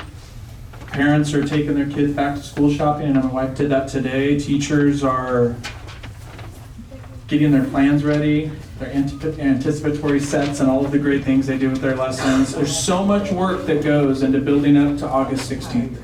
A lot of work. I'm living it myself right now. You guys have put so much work into this petition, and you've shown ruthless just support and energy in supporting this charter petition. What we know about this time of the year is the real work starts on the 16th. because that's when the babies show up and that's when you make it happen, as teachers, as principals, as district leadership. So if this charter petition is granted tonight, there's already been a lot of work, but the real work starts after this, because the plan is put in place and then you got to get going. And that's not easy, I'm gonna be honest with you, right? The boat's moving, got to keep it well oiled, got to keep moving forward, got to keep everybody on track, got to keep the vision right in front of you. Here's my advice. The partnership with this district will be crucial in moving forward to produce results. The fact that our team put together 47 pages, that you have worked so collaboratively together with our district leadership, that is proof right there that the people here that run this district, that run this organization, are organized, serious, and intentional with everything that they do and everything that sits within the district boundaries here in Panama Buena Vista. So I implore you to ensure that the partnership stays strong. Partnerships are never perfect, and there's always those things that get under each other's skin. But as you launch forward, should it be granted, I want to encourage you to embrace that partnership. I've already shared that with Superintendent Russell myself, even down to the intricacies of how are you going to pick the greatest principal for your school. Panama has awesome practices in choosing great administrators for their schools. Talk to them about it. They have great processes. That's my encouragement to you. Thank you to the public once again.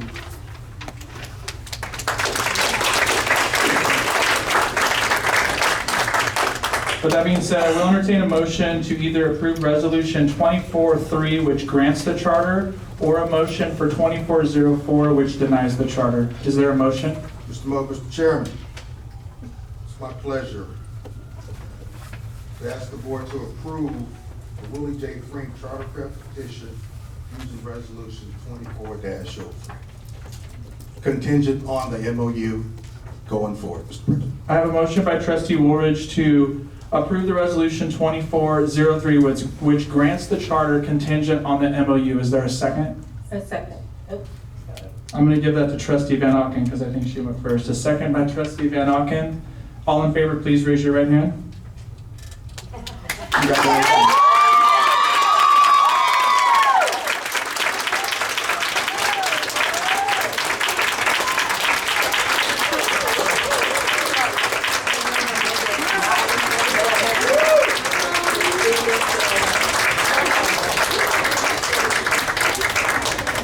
Thank you to everybody that's in attendance tonight. We do have a lot more business to get through, so Arlena is buying everybody dwarves, all right? Congratulations. Guys, have a blessed night. Thank you. Congratulations, everybody. That's somebody's laptop. Is that Michelle? Oh, yeah. Yeah. Good work.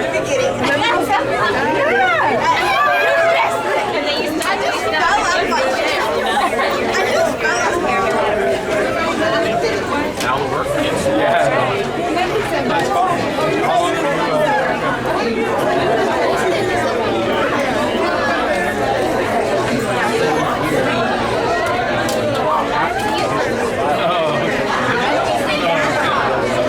Hey folks, we are going to keep on moving, so if you're able to head outside, it's only 86 degrees. Thank you.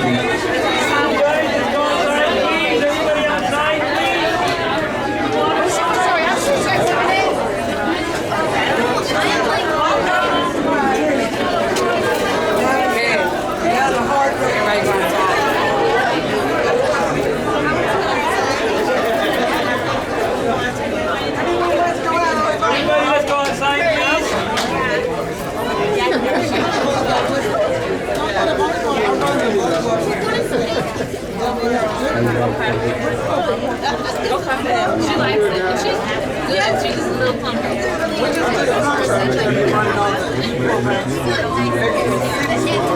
Okay, I don't know. All three of them. Yes,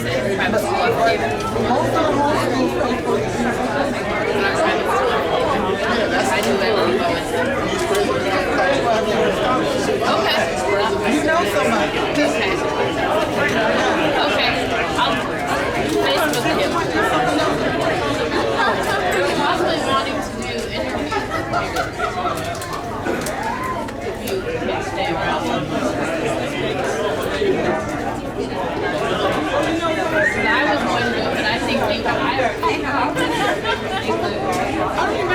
remember prom. Did you wear green?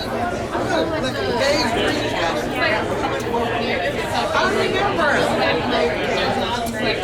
I remember that. But yeah, even my husband always says, oh, I'm like, we took a picture, we didn't even see it. She's like, All right, we're gonna get moving on here. Thank you for those that are sticking with us.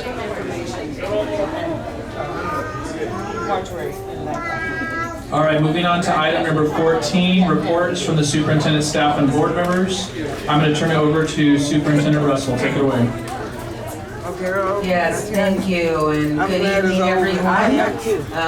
We've had a full board meeting so far at 8:15, but I just wanted to take a few minutes. I know a lot of the community members left, but I just have to say, as your superintendent, been here 3 years, one of the things I've always been so proud of is that statement behind us or in the back there, excellence in education.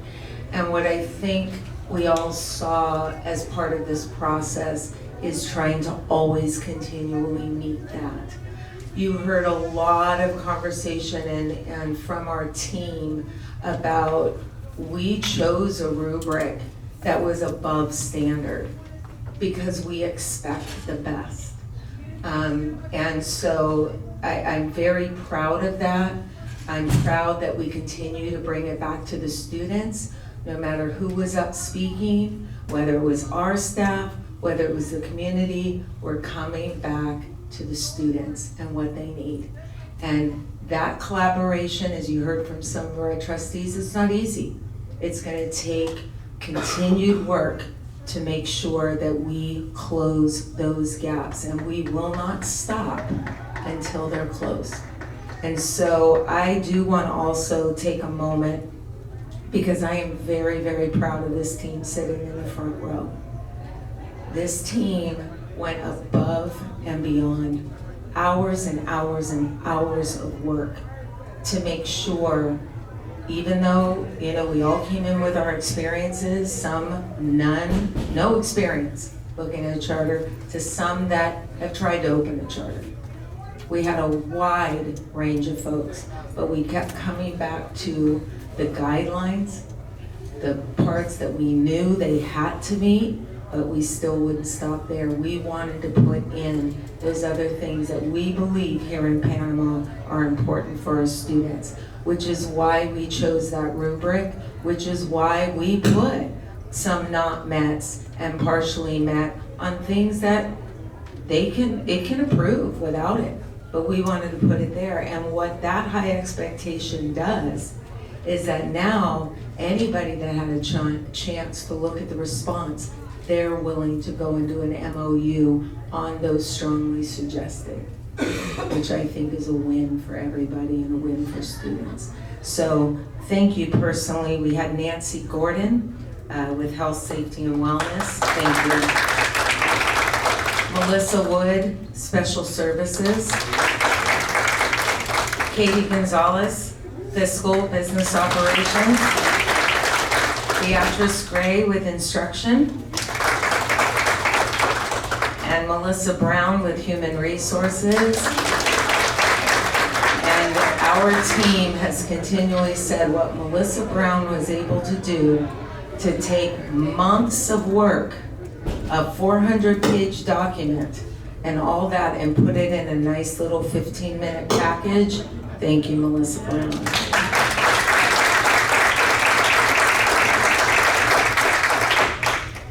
And as you know, we are only a few weeks away from opening school, which lives on our minds, and that's another thing. This team, our staff works through the summer to prepare for the year, and for these folks that had a full caseload of everything they had to do to go above and beyond to get ready for school is nothing but monumental. So on behalf of your superintendent, thank you. All right, so getting ready for the beginning of the year. Here we go. We are ready. We start near the end of the summer, and I would like to just highlight our Educator Learning Summit. hosted by our instructional team under the leadership of Brandy Dye. But you can see 4 folks right there in that picture that really took the leadership to make sure that this was seen from beginning to end. So you see in that picture Jasmine Frias, Rochelle Montoya, Trina Lovio, and Melissa Wood. And the number of hours to make sure that we had 2 offerings of our educational summit. That's a 3-day training. We had an option at the end of July, and then we had an option in August. Teachers volunteer to come during that time. They are paid for that time, but it is during the summer hours. And any teachers that are not able to come during that time, we will be making up that training with them during the beginning of the year so that all of our teachers and all of our staff have what they need to start the year. As many of you attended the Learning Summit, and I had an opportunity to spend almost the whole day on that final day, there were 3 areas that were focused on in English language arts, math, and our multi-tiered system of support. Within the English language arts, there was a high focus on the literacy classroom. Within math, it was all around the thinking classroom. How do we get our kids to think through? And then in the multi-tiered system of support, it was all around the caring classroom. And what was also impressive and has gotten better and better every year is that we're really trying to bring specifics to every educator and what they need. So for junior high, there was a lot of requests for content-specific training, and so they were offered content-specific training courses. Along with our special services teachers and departments, they too needed specialized support and choices. Another thing that was clear in the trends as I walked around is we also offered choice sessions in the afternoon. And so these choice sessions allowed teachers to extend their learnings in those 3 areas, but there were also additional classes. I walked into one around parent engagement and how to get parents into the schools and into the learning. And so there were a lot of options for our teachers in those choice sessions. In addition, I think what makes it very popular is our diverse group of expert presenters. Just a phenomenal group of people, and the instructional team really did an outreach to look for those experts in our system. We have so many experts, many of them sitting in this room, teachers I see in this room, staff members in this room. We also partnered with our county partners to come in, so you get a real strength and robust in the training that was offered. There was also a lot of positive feedback as you walked around talking to teachers, talking to leaders, but I always say it's always nice to just hear it right from the horse's mouth.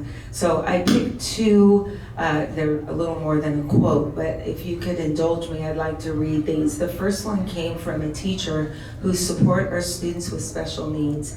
And her note to us was, I just wanted to say thank you for providing us with moderate severe program choice during our ELS training. Having information that targeted our population was a refreshing change. Not only did we find the information beneficial, but the presenters did an amazing job. To be honest, this was probably the best organized set of presentations we have seen in a while. I know you often hear complaints. I just wanted to share a win with you. Thanks again for always having our backs. Another teacher wrote us and said, I wanted to let someone know what a great experience ELS training was, and I know you will pass it along. It could not have been easy to plan an event of that size, and I know lots of people and preparation went into making those 3 days run smoothly. So kudos to all those involved. I appreciated having the vendors on site, the pop-up rooms, and what a nice treat from Sylvan to provide the coffee and treats in the morning. It was easy to find all the afternoon classes as the doors were clearly labeled. It did not feel crowded or overwhelming. even though there were so many people on campus. But having that calming room was a nice touch. There were so many raffle prizes and a great variety as well, which added to the fun. The presenters of my classes were well prepared and passionate about what they were sharing. I walked away with at least one new idea from every session I attended. So again, I would like a big thank you to go to all of our presenters, because honestly, we couldn't do it without the experts that are right here in the room and beyond. So thank you to all the presenters. And then I would like to just take it, it's one thing to have an event, there's a lot of time that goes into it, but really the learning doesn't stop there. It has to go and extend throughout the year and make sure that things are being applied. And so what you'll see in those areas of ELA, math, and MTSS, the importance of laying the foundation, where that was happening during the training and some follow-up trainings, installing, making sure we're putting in the information that now we're implementing what we've learned. And then number one, I say at the bottom, you can do all that, but it has to be sustainable. And so we have to keep cycling back to make sure it's sustainable. The other thing that's important is leading through data and coaching. And this is something that started in the trainings and will continue in the follow-up trainings. And as the board knows, we've invested in the kids platform with the county. And so it's very hard to read, but it's just a snapshot of the data that our staff and teachers now have at their fingertips, where we are focusing on our most neediest youth, our foster youth, students with disabilities, African American youth, and homeless youth. That data is up there and right at our fingertips. And then at the bottom right-hand part of the screen, the importance, and this is where our coaches come in, our administrators are coming in. It's important that our staff understand the data, that they know how to describe it, that they interpret it, and then they know how to respond. And all that training is helping with how we respond. So again, thank you to everyone involved in the training. So I'd like to transition just as we are ramping up for the first day of school. We have a back to school health clinic, thanks to all of our nurses, and you can see our partners there at the bottom of the page. I think some are in our consent agenda item tonight. But a health clinic will be offered on Thursday, August 10th, 10 a.m. to 2 p.m. right here in this boardroom. And then we're also very excited that we can offer physicals to our TK and K students and families. And just note there are phone numbers on there because those do need to be scheduled. So that will be happening on August 10th. Also, a few upcoming events. Our new certificated staff orientation is tomorrow, so we will be bright and early tomorrow morning, many of us.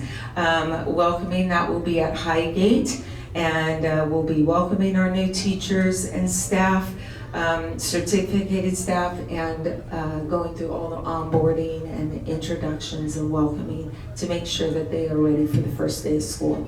On the right-hand side of the screen, you will also see this coming Friday on August 11th, our Special Services Division is also hosting a training. All of the staff are coming back a day early in order to go through some extensive professional learning, but there's also a time in that day for the staff to be able to review their caseloads. There was a real ask from our special education staff that there was time that they could really look at all the IEPs and make sure that they could prepare for them, talk to teachers, and be ready for the students on the first day of school. So that will be happening this Friday.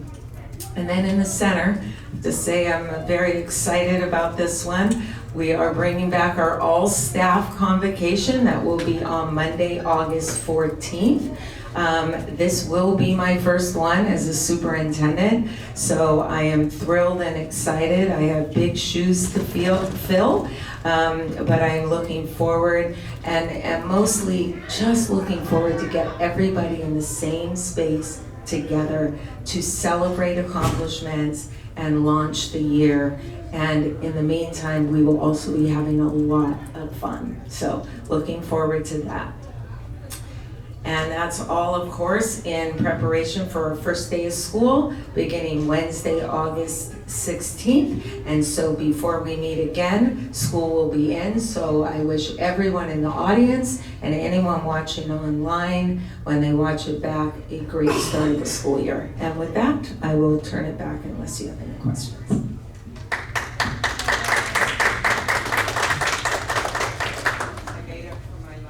Yes, good job, Superintendent Russell. So the Price is Right theme, are there like big prizes like cars and vacations to Hawaii? It's a surprise. I tried to sneak it in here. Teachers, don't say you stole this in here. Yes, so it'll all be a surprise, but yes, there is lots to be excited about. As long as there's Plinko, I'm there. It's my favorite name, so. Thank you, Superintendent Russell. All right, moving on to item B, staff report. I'll turn it over to Ms. Dye and Ms. Early. Thank you. Tonight, we want to bring you a staff report based on attendance and based on a job description that's in the consent agenda for attendance liaison. A couple of board meetings ago, the board asked for us to bring some information in regards to attendance and perhaps an attendance liaison. It was fortuitous because it was something that we were already working on since Stone Creek and Thompson had put it in their SPSA. So we were very excited about that.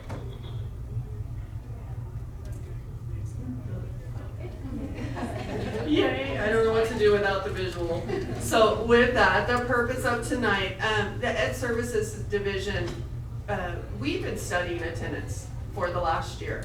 And we know that chronic absenteeism and absenteeism has always been an issue, but we also know that COVID did not make it any better. And we have been studying it for the last year. My team has done incredible work.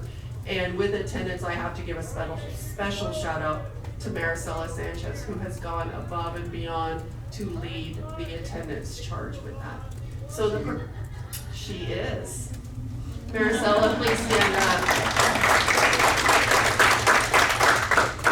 So my entire team, we work on this, and we have worked on this all year long, but we wanted to see where we are and take the time to do it right. And so there's always room to change and to grow, but the main thing is we have to get our kids in school, and we know that. So the purpose of tonight is to give a kind of an overall high-level district vision for attendance and what we've been planning for. Mr. Michael Brazier and Katrina Wilson are here to talk about the implementation model at both Thompson and Stone Creek Junior Highs, and also to review some next steps. So with that, as I said, we've been studying for the 22-23 school year. We actually, as an Ed Services team, we met weekly, we met twice a month on attendance alone. And we wanted to kind of increase our attendance awareness, what is happening in the schools, what's happening district-wide. And what we know that SARB is reactive. What attention to attendance is reactive. It's when kids don't come to school. And we wanted to be more proactive. So with that, we've explored and developed a system of tiered practices. And then, of course, we have to have goals. So while we continue to get better at that, we're also going to create a model SARB, School Attendance Review Board, create a model program. So hopefully we're not using it as much, but when we do have it, we want to apply to the CTE as a model SARB. So with that, there are I'm going to go back. We have tier 1 and tier 2 interventions, which are proactive, as I said, and that's what I'm really going to focus on tonight, as opposed to the reactive. So with that, we worked with the county this year, and it was a team that was across divisions. It was a district team. We had administrators through instructional services, ed services, principals, both elementary and junior high, and we worked with KCSOS along with teachers. And what we found is we were studying chronic absenteeism with our students, and all students, but also focusing in on our subgroups. And with that, we found that there are root causes as to why our kids are not coming to school. And it all came down to relationships. We know relationships are important, but there's a lack of belief that meaning relationships across the district are the key to each student's attendance and academic success. Also, there's communication going out. We know we have the A2A letters. We know that schools are doing things. We know that it's important to get our kids in school, but there was not a systematic communication to all educational partners, parents, board members, superintendent, kids, families, and the community. Also, our system of intentional supports. So we now have that, and we're moving forward with it. So we do have a district-wide approach, and as I stated earlier, it's across divisions, sites, and you saw in Superintendent Russell's report about the caring classroom. We go back to what's important, the relationships. And one of my team members today stated, veteran teachers, sorry, some of you in the back, are tough. We've seen this before, we know this, it's coming back around. But what happened was they said, we did this. This is good stuff. We need to continue to do this and do this again. So it's that relationship-based intervention. With that, our relationship, it's all intervention, common assurance strategies to address attendance across all sites for all students. And the approach is multi-tiered. I talked about tier 1, all students. Tier 2, students that are having difficulties. So we don't get to tier 3, which is A2A and SARP. It's restorative, and that's where it's huge. That's where it becomes a case-by-case basis. What does a specific family need? We have students that are in school avoidance. School avoidance, it's another way to say chronic absenteeism. Their parents are not making them come to school because they don't want to, or they don't feel good and their parents are not making them come to school. So our teams between student support, health, safety, and wellness work with those families and work with the schools to make sure that our kids are not avoiding school and are coming to school. We also have systematic communication. So with that, our systematic communication, we have for absences, what to do if a student's out 2 days in a row. What do we do if they're out 5 days in a row? And so that's all now been taught to our secretaries, to our APs, to our principals, and we will continue that communication. With that, we now have an attendance slogan, and I'm just gonna tell you, kind of like the time is right, you're gonna see this a lot. Strong attendance, successful students. And with that, you will see 3 different flyers that Maricela put together for us. This is one of, I'm gonna say at least a dozen that she has put together. These have been pushed out to the sites in various forms. And everyone, on every time a flyer goes out, it states, strong attendance, successful students, we want you here. And we can push it out from the district, the schools can push it out. It's very important that everybody knows we want you here. With that, I also want you to see what else was created. This is for each site. And this is, you've been to the sites, you've seen the signs when people drive through that say our attendance today is this. We want to reach this by next week. This is a way that the principals, the APs, whoever's working on attendance at the site can push this out to their sites. They can do it once a week. Here's what our attendance goal is. This is what it was last week. Here it is year to date. So it's very specific data. Also know that we're communicating the message that attendance is important, and these will be sent out multi-language. You can see I put castles on here, but they have been created for each individual schools. Again, thank you, Maricela. So with that being a district attendance improvement work group, it's been the district attendance work group was the Ed Services Division. So moving forward, we have added division partners. So there are partners coming in from all the other different divisions, also site representatives. And with that, we're working on actionable data, positive engagement, strategic partnerships, and shared accountability. The strategic interventions, what is working? What's working at this site? What's working at that site? And what are common things that seem to work across the board? Then with our professional learning, each time our principals and APs come in this year, they're going to bring their attendance data with them. And we're gonna focus on attendance every single time they come in for professional learning. So with that, we can look at the bright spots, what's working, and where do we need to intervene. With that, I would like to, oh, sorry, I forgot something. Our attendance liaison. We would want them to be a part of this district attendance work group because they would play a primary role for these two schools, making meaningful connections between the families and schools to break down barriers for each student, school, neighborhood, and region. And with that, I'm going to introduce Mr. Michael Brazier, the principal of Thompson Junior High School, and Katrina Wilson, the principal of Stone Creek Junior High, to speak more to the position of attendance liaison. Thank you.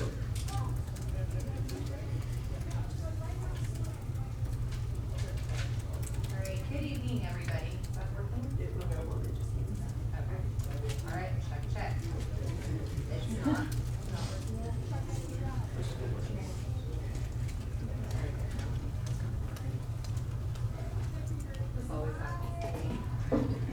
All right, no, it's good. All right, thank you for having us here tonight. We want to share kind of our why and our vision for this position, and then Mr. Brazier is going to share some of the data and the fiscal impact. So looking at our sites, chronic absenteeism rates are over 25%, meaning that kids are missing 10% of the school year or 18 days. At my site, 60% have attendance concerns. They've missed around 9 days or more, so it's pretty significant. We know that no matter what instructional practices we put in place, if the kids aren't in the seats, they're not learning. So we have to do something to get them there. We also know that attendance issues are multifaceted, and they require a very individualized approach. You have, as Ms. Irvin mentioned, relationships. You have lack of engagement, low academics, mental health, physical health, poverty, and family issues, and more. And so it really requires that individualized approach where we're looking at each child, we're working with the family, and we're proactively identifying what the gap is and finding the intervention that will work for that child and that family. So with that, we're looking at this attendance liaison as what we call a tier 2 intervention, really looking at our students that are showing some significant attendance concerns.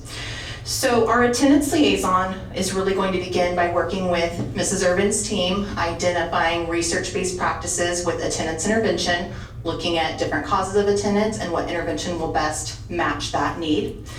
We're going to be looking at data, looking at our students who are beginning to trend chronic and meeting with them early before it becomes a big issue and before they fall behind. So our attendance liaison would reach out to the students proactively, positively, building that relationship. They would also visit the families, making home visits as needed, and working to identify what is the gap, what is this student's individualized need so that we can find the correct intervention to get them to school. With that attendance liaison would implement the intervention. They would monitor data for the student's attendance for 6 weeks. If the intervention is working, we would do what we call fade the intervention and implement a little bit less each week until they're completely off of it.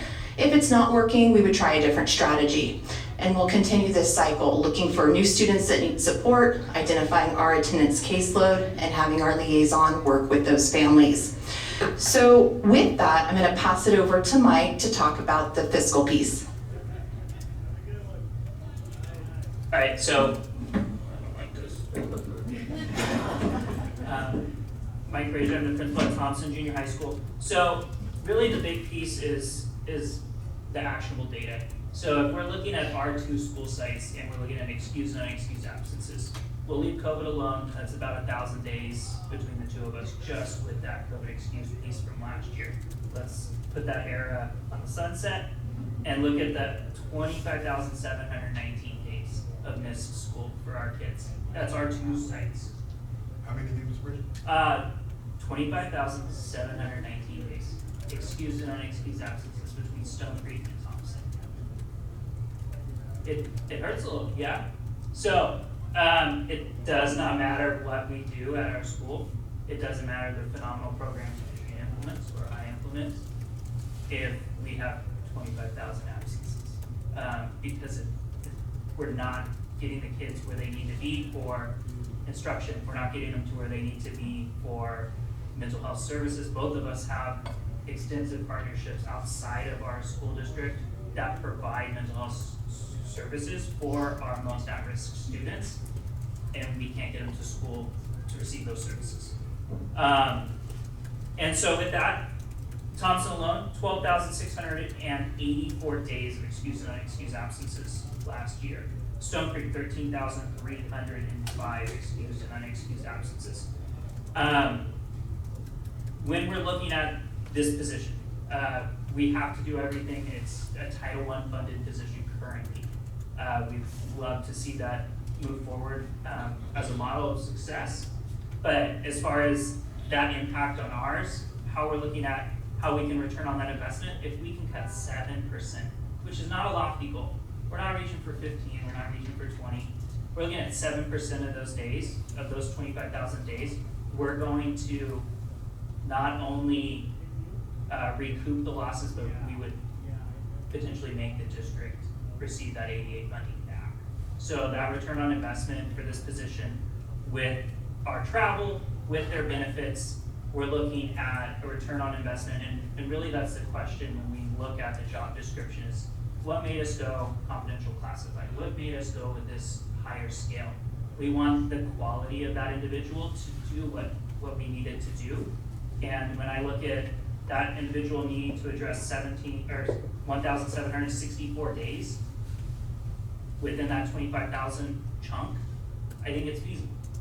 I think it's feasible, I think it's allowable, and that's really what Title I is about. What's feasible, what's allowable, what provides our students the most success. When you're talking about a Stone Creek that's sitting at 77% socioeconomically disadvantaged, or a Thompson that's at 93.87, so 94% socioeconomically disadvantaged.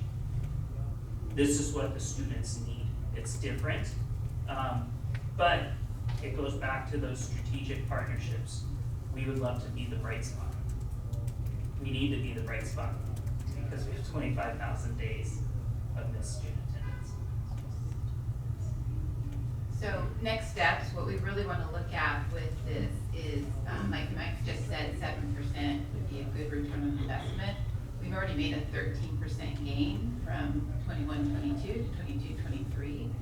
So what we are recommending for the board is to review our attendance data mid-year, look at how Mrs. Urban's district-wide attendance practices have improved our attendance, look at how the model that Stone Creek and Thompson are putting together is improving for them, do a comparison of our data, identify our needs, then work in partnership with the board, and wrap this into our LCAP revision process.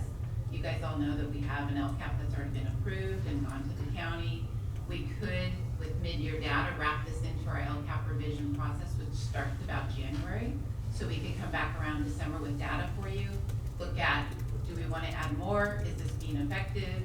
Do we see certain maybe hot spots where we want to look at additional attendance liaison? And we could incorporate that into our LCAP revision process.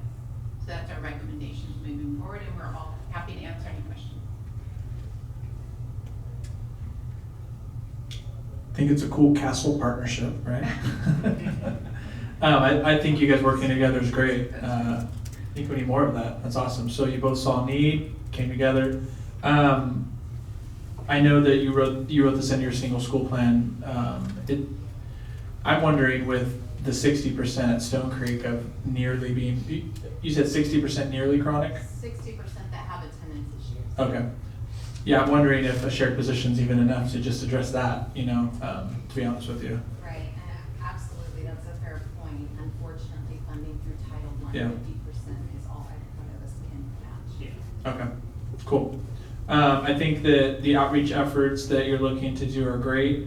As far as the higher classification, I'm kind of on the fence with that, because I've seen people that are classified employees like knock it out of the park with this type of thing. However, I do understand that this is something that needs to have some very concise thought with, and maybe some professional background in it. And maybe sometimes it's almost like not an administrator showing up, not a classified person showing up, but someone that's maybe right in the middle might make an impact with the family. I don't know. But I think that the idea and the partnership is great. So. To your point, it is that it's a confidential classified. Oh, it's confidential classified. Okay, cool. Any other questions, trustees? So when I saw this on the agenda and I was looking at it, and we had talked about it before, because when I was looking at all the reports and everything, and I saw that you had mentioned it, Katrina, in yours, that you needed an attendance liaison, and I was just like, wow, she was thinking what I was thinking, because I talked about, you weren't here, but we need to get back to the old-fashioned connection of speaking to the parents, you know, and letting them know that we care and why their student's not at school. So when I was reading this job description, I immediately felt like it was too much right now. Like, I feel like it should be not as high as a position. I feel like because the dedication needs to be, that person needs to be making those phone calls, not be involved in all the meetings and the work groups and everything. Because as soon as I see that, I think like, well, there's so many meetings to attend and they're not gonna be able to do their job and make the phone calls. So I was personally thinking that, you know, the job is to increase the attendance. And if we're not making the phone calls and spending the majority of the time making the phone calls, then we're not gonna increase the attendance. So personally, I was thinking that, you know, it should be something, it should be a classified position to where it starts out, because this is new, it starts out as, you know, opening it up to current school clerks that can move up, you know, because they have experience in doing the attendance. And then see how it goes for this first year, and then come back to the data and see if the attendance has moved up. And then if we feel like it's gonna go for every school site, then it would be more of a higher position. But I feel like just because it's starting out, it should be just a little bit lower. It shouldn't be the confidential, it should just be the classified. Because I feel like they're reading the job description, they're gonna be more involved in meetings, SST, SART, the SART, and not be able to focus, you know, more on making the phone calls and making that connection with the parents. So if I can, I hear what you're saying, and I think where you're hitting is the area that we already have. We already have the attendance clerks that are making those phone calls, that are doing the outreach that you're talking about. They want to go to that next level. They want to go to tier 2, which they need a deeper level. They need people who can do home visits, people who have that professional background, who can take the attendance piece to that deeper level, because the clerk, we already have the clerk. We have attendance clerks.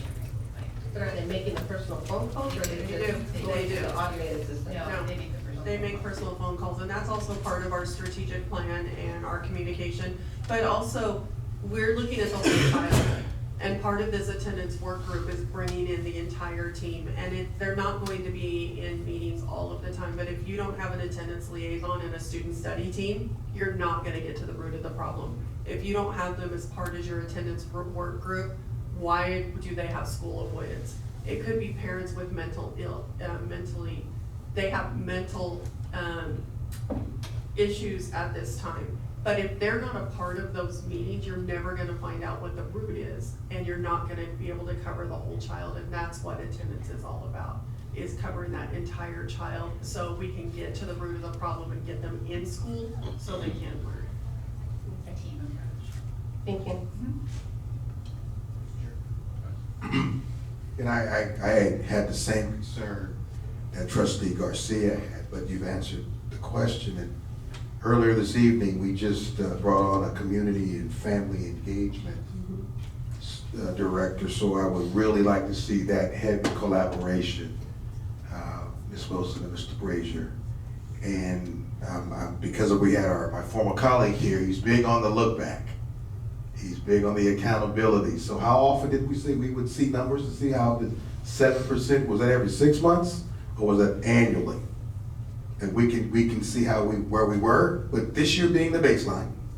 And I appreciate you saying COVID, thank God, right? Yeah. With this year being the baseline, that every year we take a look at the increase in attendance. Well, how often can we expect to see something? We would like to bring our initial data back mid-year, because we would like to wrap this into the LCAP process if we can, which starts again in January. So if we brought this back to you around December, we could show you initial data.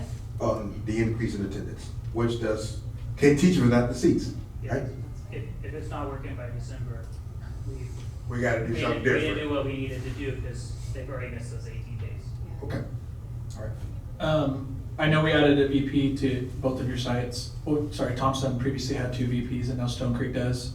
I think it's great, very important. How do you see the other vice principal on your site like working with this person? Is there like any correlation? Are they team working on anything or pretty separate?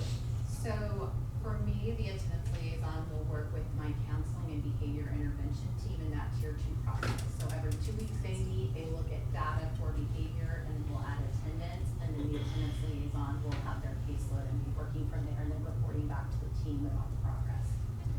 Correct, and that's, my team is a bi-weekly basis, my tier 2 team, which is ran by the assistant principal.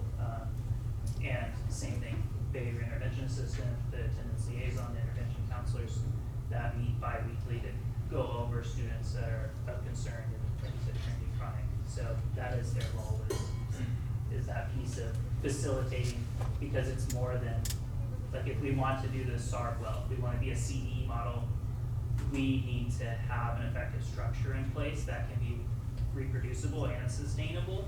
And that can only be done through really an administrator taking charge of it and having a structure in place that supports it. Any further questions? I just had one really quickly. Are you pulling any data from the feeder schools so that you sort of have an idea of who you're going to be talking to, or maybe kids that you want to get in touch with right away? Yes, absolutely. So we'll look at our incoming 6th graders and identify students that would be a good start for the caseload for our attendance liaison, because we won't have a lot of school data yet the first few weeks. So we'll start with our existing 8th graders, our 7th grade data, and the incoming 6th grade data.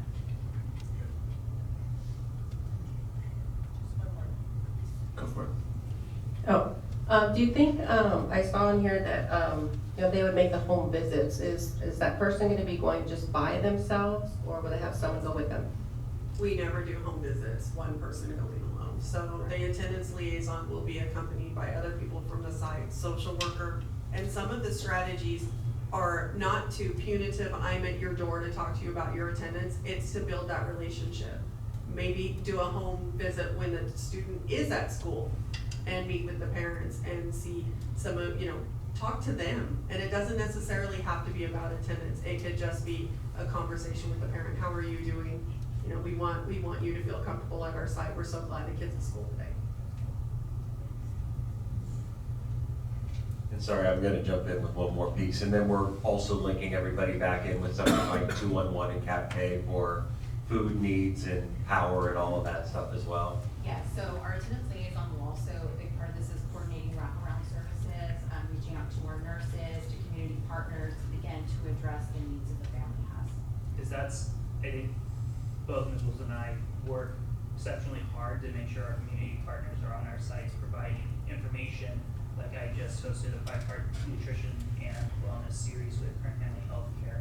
So, but we've got to get the students there and the families there, because if it's a physical health need, we've got all the resources they need at the school. It's just getting them there. Cool. Thank you, guys. All right, moving on to board member reports. Do I have any board member reports from any of the trustees this evening? All right, hearing none. Moving on to the consent agenda, item 15. Any items that the board would like to put for discussion or to ask any questions about? And if not, I will entertain a motion for the consent agenda this evening. I have a lot of questions today. Do you have a question, or you want to pull it for discussion and vote separately? Pull for discussion, yeah. Okay, what item is it? 24010. C. Oh, item C? Mhm. All right. So a trustee has requested to discuss item C separately. Any other items that anyone would like to discuss separately? If not, I'll entertain a motion to approve the consent agenda without item C. I have a motion by trustee Woolridge. Is there a second? Second by trustee Van Auken. The consent agenda is, all in favor, please raise your right hand. The consent agenda, except for item C, is passed. Trustee Garcia, you have the floor for item C. Yes, I was just wondering, when I was looking this item up, to provide dietary services to the district nutrition department, is this something that we have every year? Anybody know?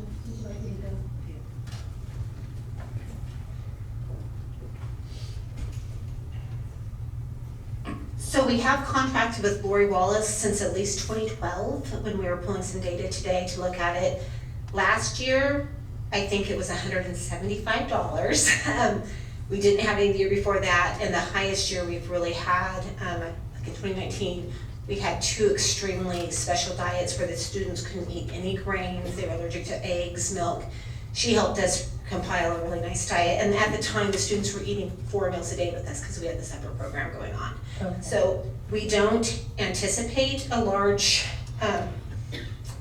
bill with her this year. It's something to have on hand when we do have a very extreme special diet, to have the dietitian in there. And NutriKids, does that not give us our special meals? So we don't have NutriKids. We use Titan is our software, and that allows us to put in their restrictions, but it doesn't prepare the diet for us. So especially like with the kids who couldn't have, the grains, they couldn't have rice, it was really limited, and we would have only really been able to give the kids like a chicken patty and some vegetables, and it couldn't be corn because they're allergic to corn. So it just became, we wanted to give them variety. We had 4 meals a day with them, and it was about $500 for her to go and prepare probably 3 dozen meals for us, diets for that. Okay, thank you. It was the first time I Yeah. seen it. I didn't know if it was yearly And or I will something like say- that, and I thought we had the staff that does that already. Yeah, because we don't have dietitians on staff, it just really helps us when there's extreme limited diets. I will say, I did put 10,000 as the cap on there because we are looking at possibly using her to create a special diet like grid for us, and so she could go through all of our different recipes and then tell us which allergens, because new allergens like sesame, those aren't really listed, and yet they're extreme diets, or extreme allergens. So we're trying to find a way to maybe make it easier for us to pick the menu items for the students. Okay, thank you. All right, thank you. One other question. Sure. Ms. Epps, Yes. what's your projection on meals this year? I love what you do. I appreciate all that you do. So we were very successful last year, and we had this turning point around March where we just kept hitting, what's the word I'm looking for? It's late, I'm sorry. I wasn't prepared for this. We kept hitting a new milestone. I would turn around and I contact Superintendent Russell and say like, hey, we just did 13,500 meals. That's the most we've ever done in the district. And then like a week later, it'd be 13,700 meals. So I want to say that we're going to have the best year ever based on what started happening for us in March, because it's only been going up because of universal meals. As parents start learning it's completely free, breakfast and lunch, we've really seen that participation go up. Over 2.5 million? I'm not going to question, it was over 2 million. I think we were about 2.2 million this year in lunches. And then we also have the breakfast and snack programs. All right, go. Yeah, all right, thanks. Is that a wager, like if we get over 2.5 million, you'll go serve lunches with her or something? You know what? Come serve lunches. There we go. There we go. Make it over 2.5 million, trustee Woolridge.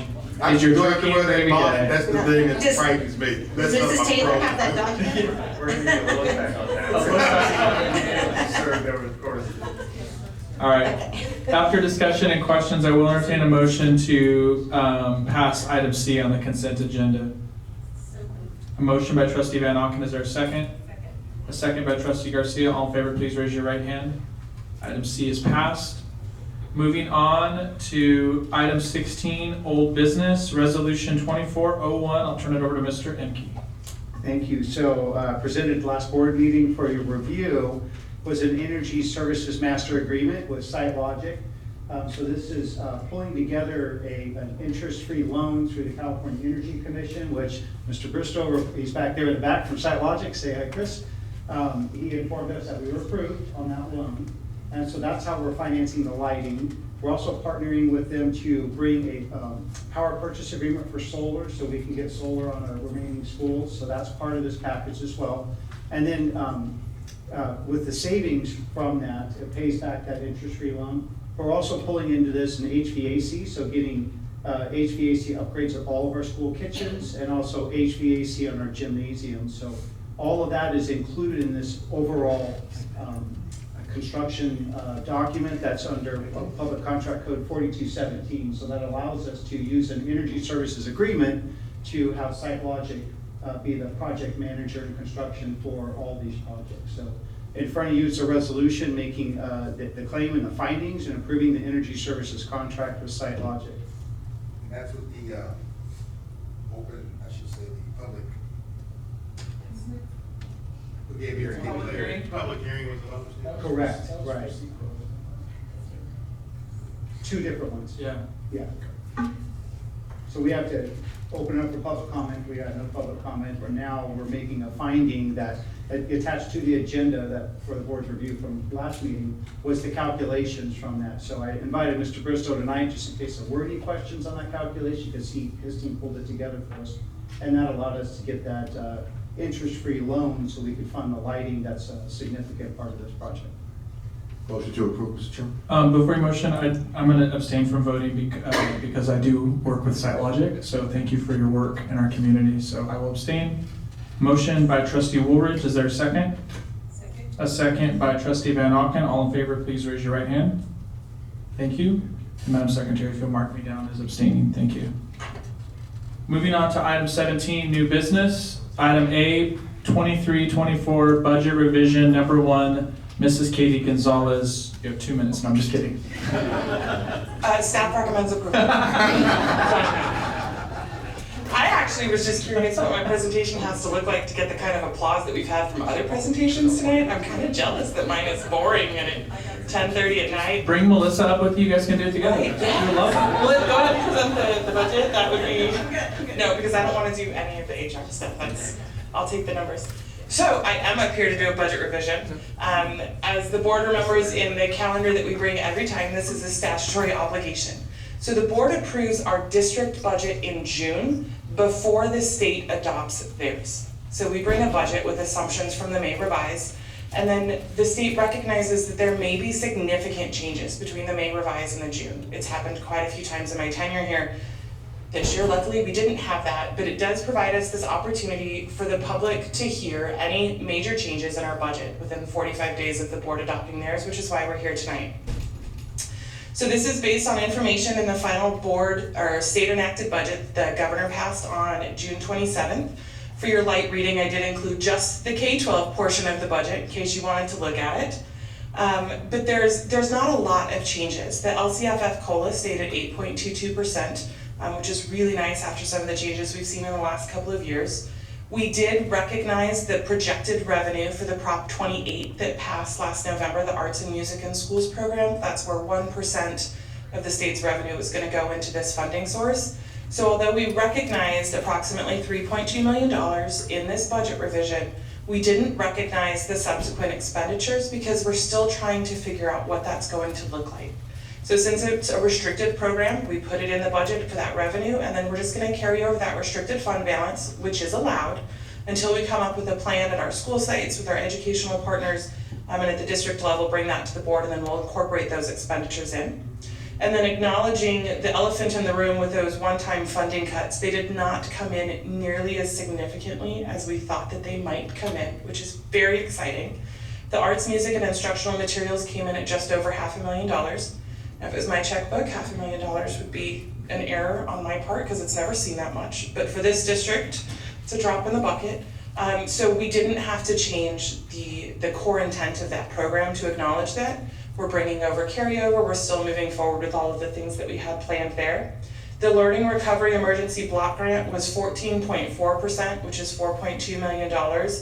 There is the potential for the restoration of that funding in the future years. That funding wouldn't come in our 3-year projection. So we're not planning on that revenue. If the state says that they're gonna give it to us in the future, we'll build those revenues into our MYP, but right now we're just kind of absorbing that cut into the program. This is a program where we recognized all of the revenue last year. So it's a restricted fund balance that we're bringing forward. So as we spend this program down, we will see deficit spending in our restricted programs. So that's something to keep in mind, similar to ESSER. That as we got those funds and we recognized that revenue, we spent those programs down.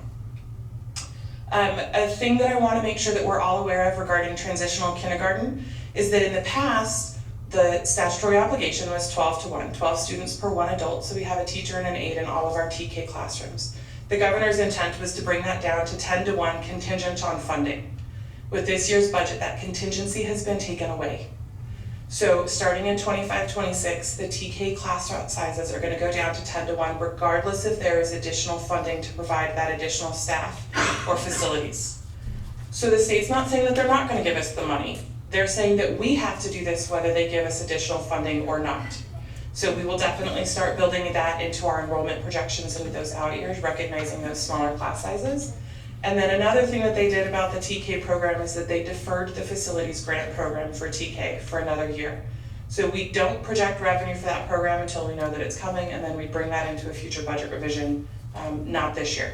We maybe start talking about bringing that into next year, but since it's a hot topic that's being talked about, I wanted to acknowledge that we don't have that anywhere in our program.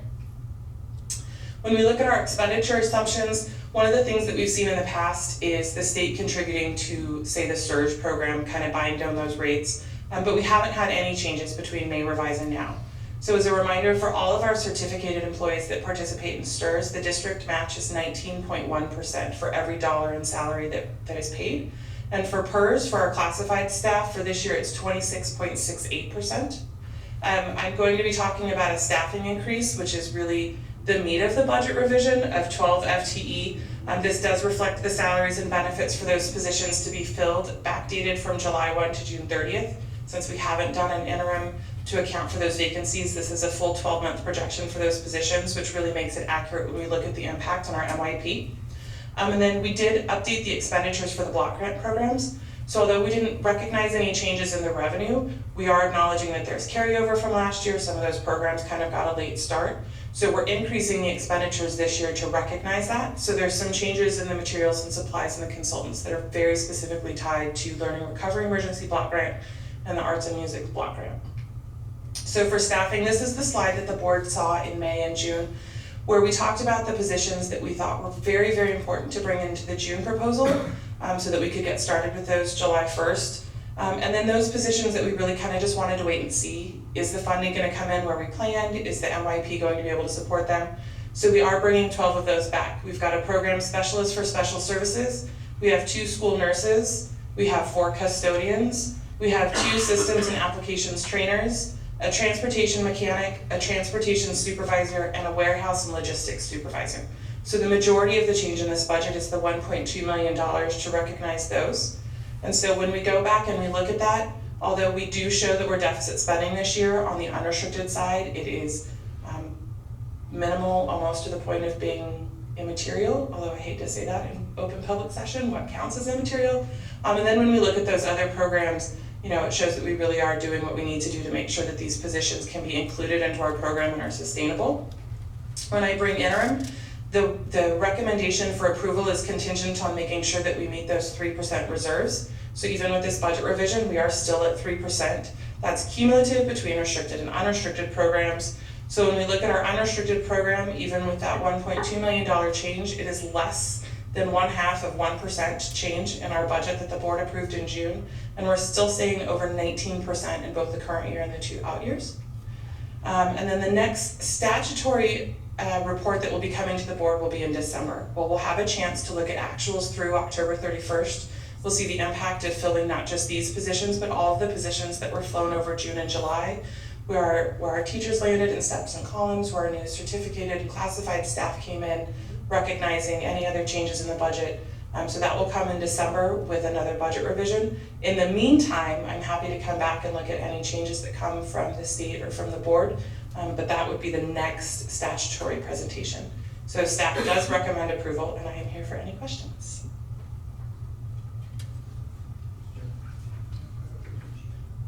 Thank you again. Yes! Thank you!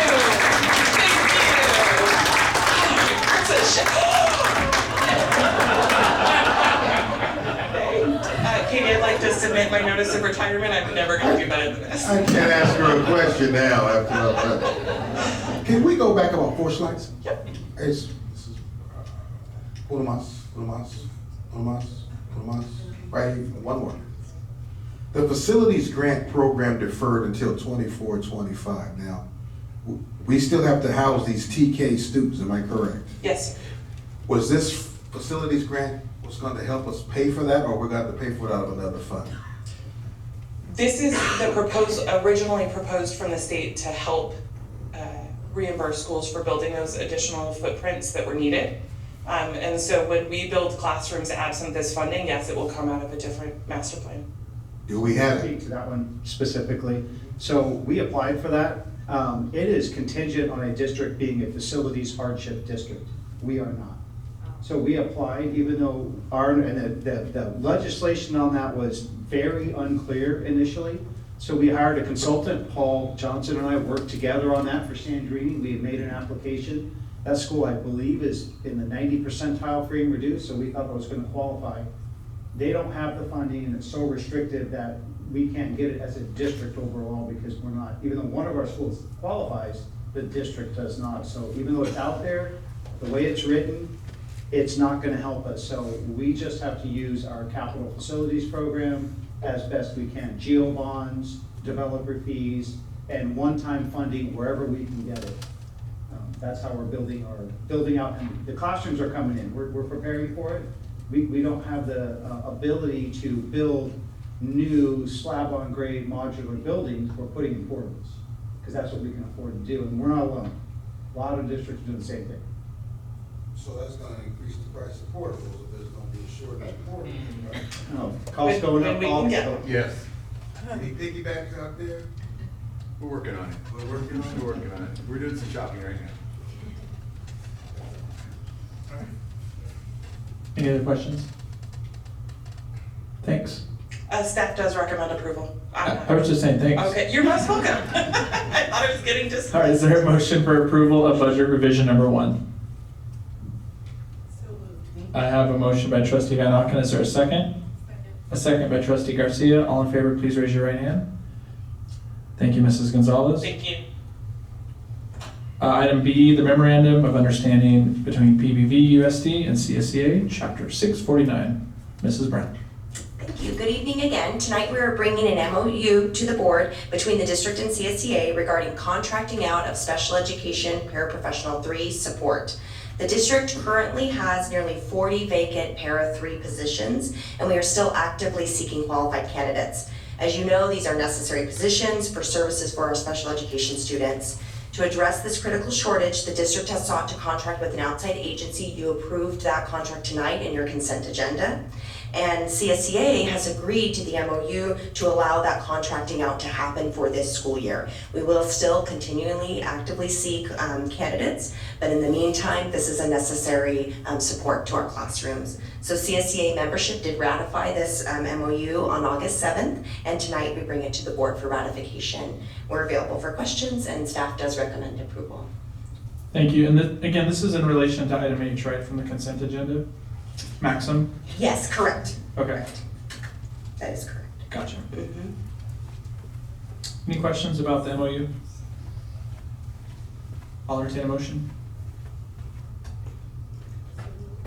Thank you, trustee Van Auken. Is there a second?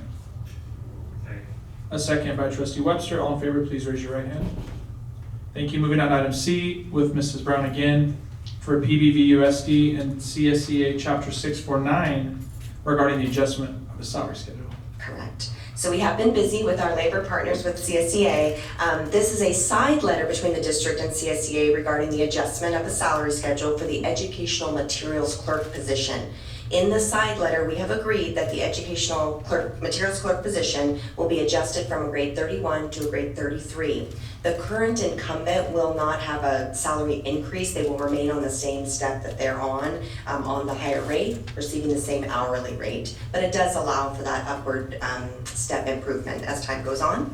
And the CSEA membership did ratify this side letter on August 7th, and tonight we bring it to you for ratification.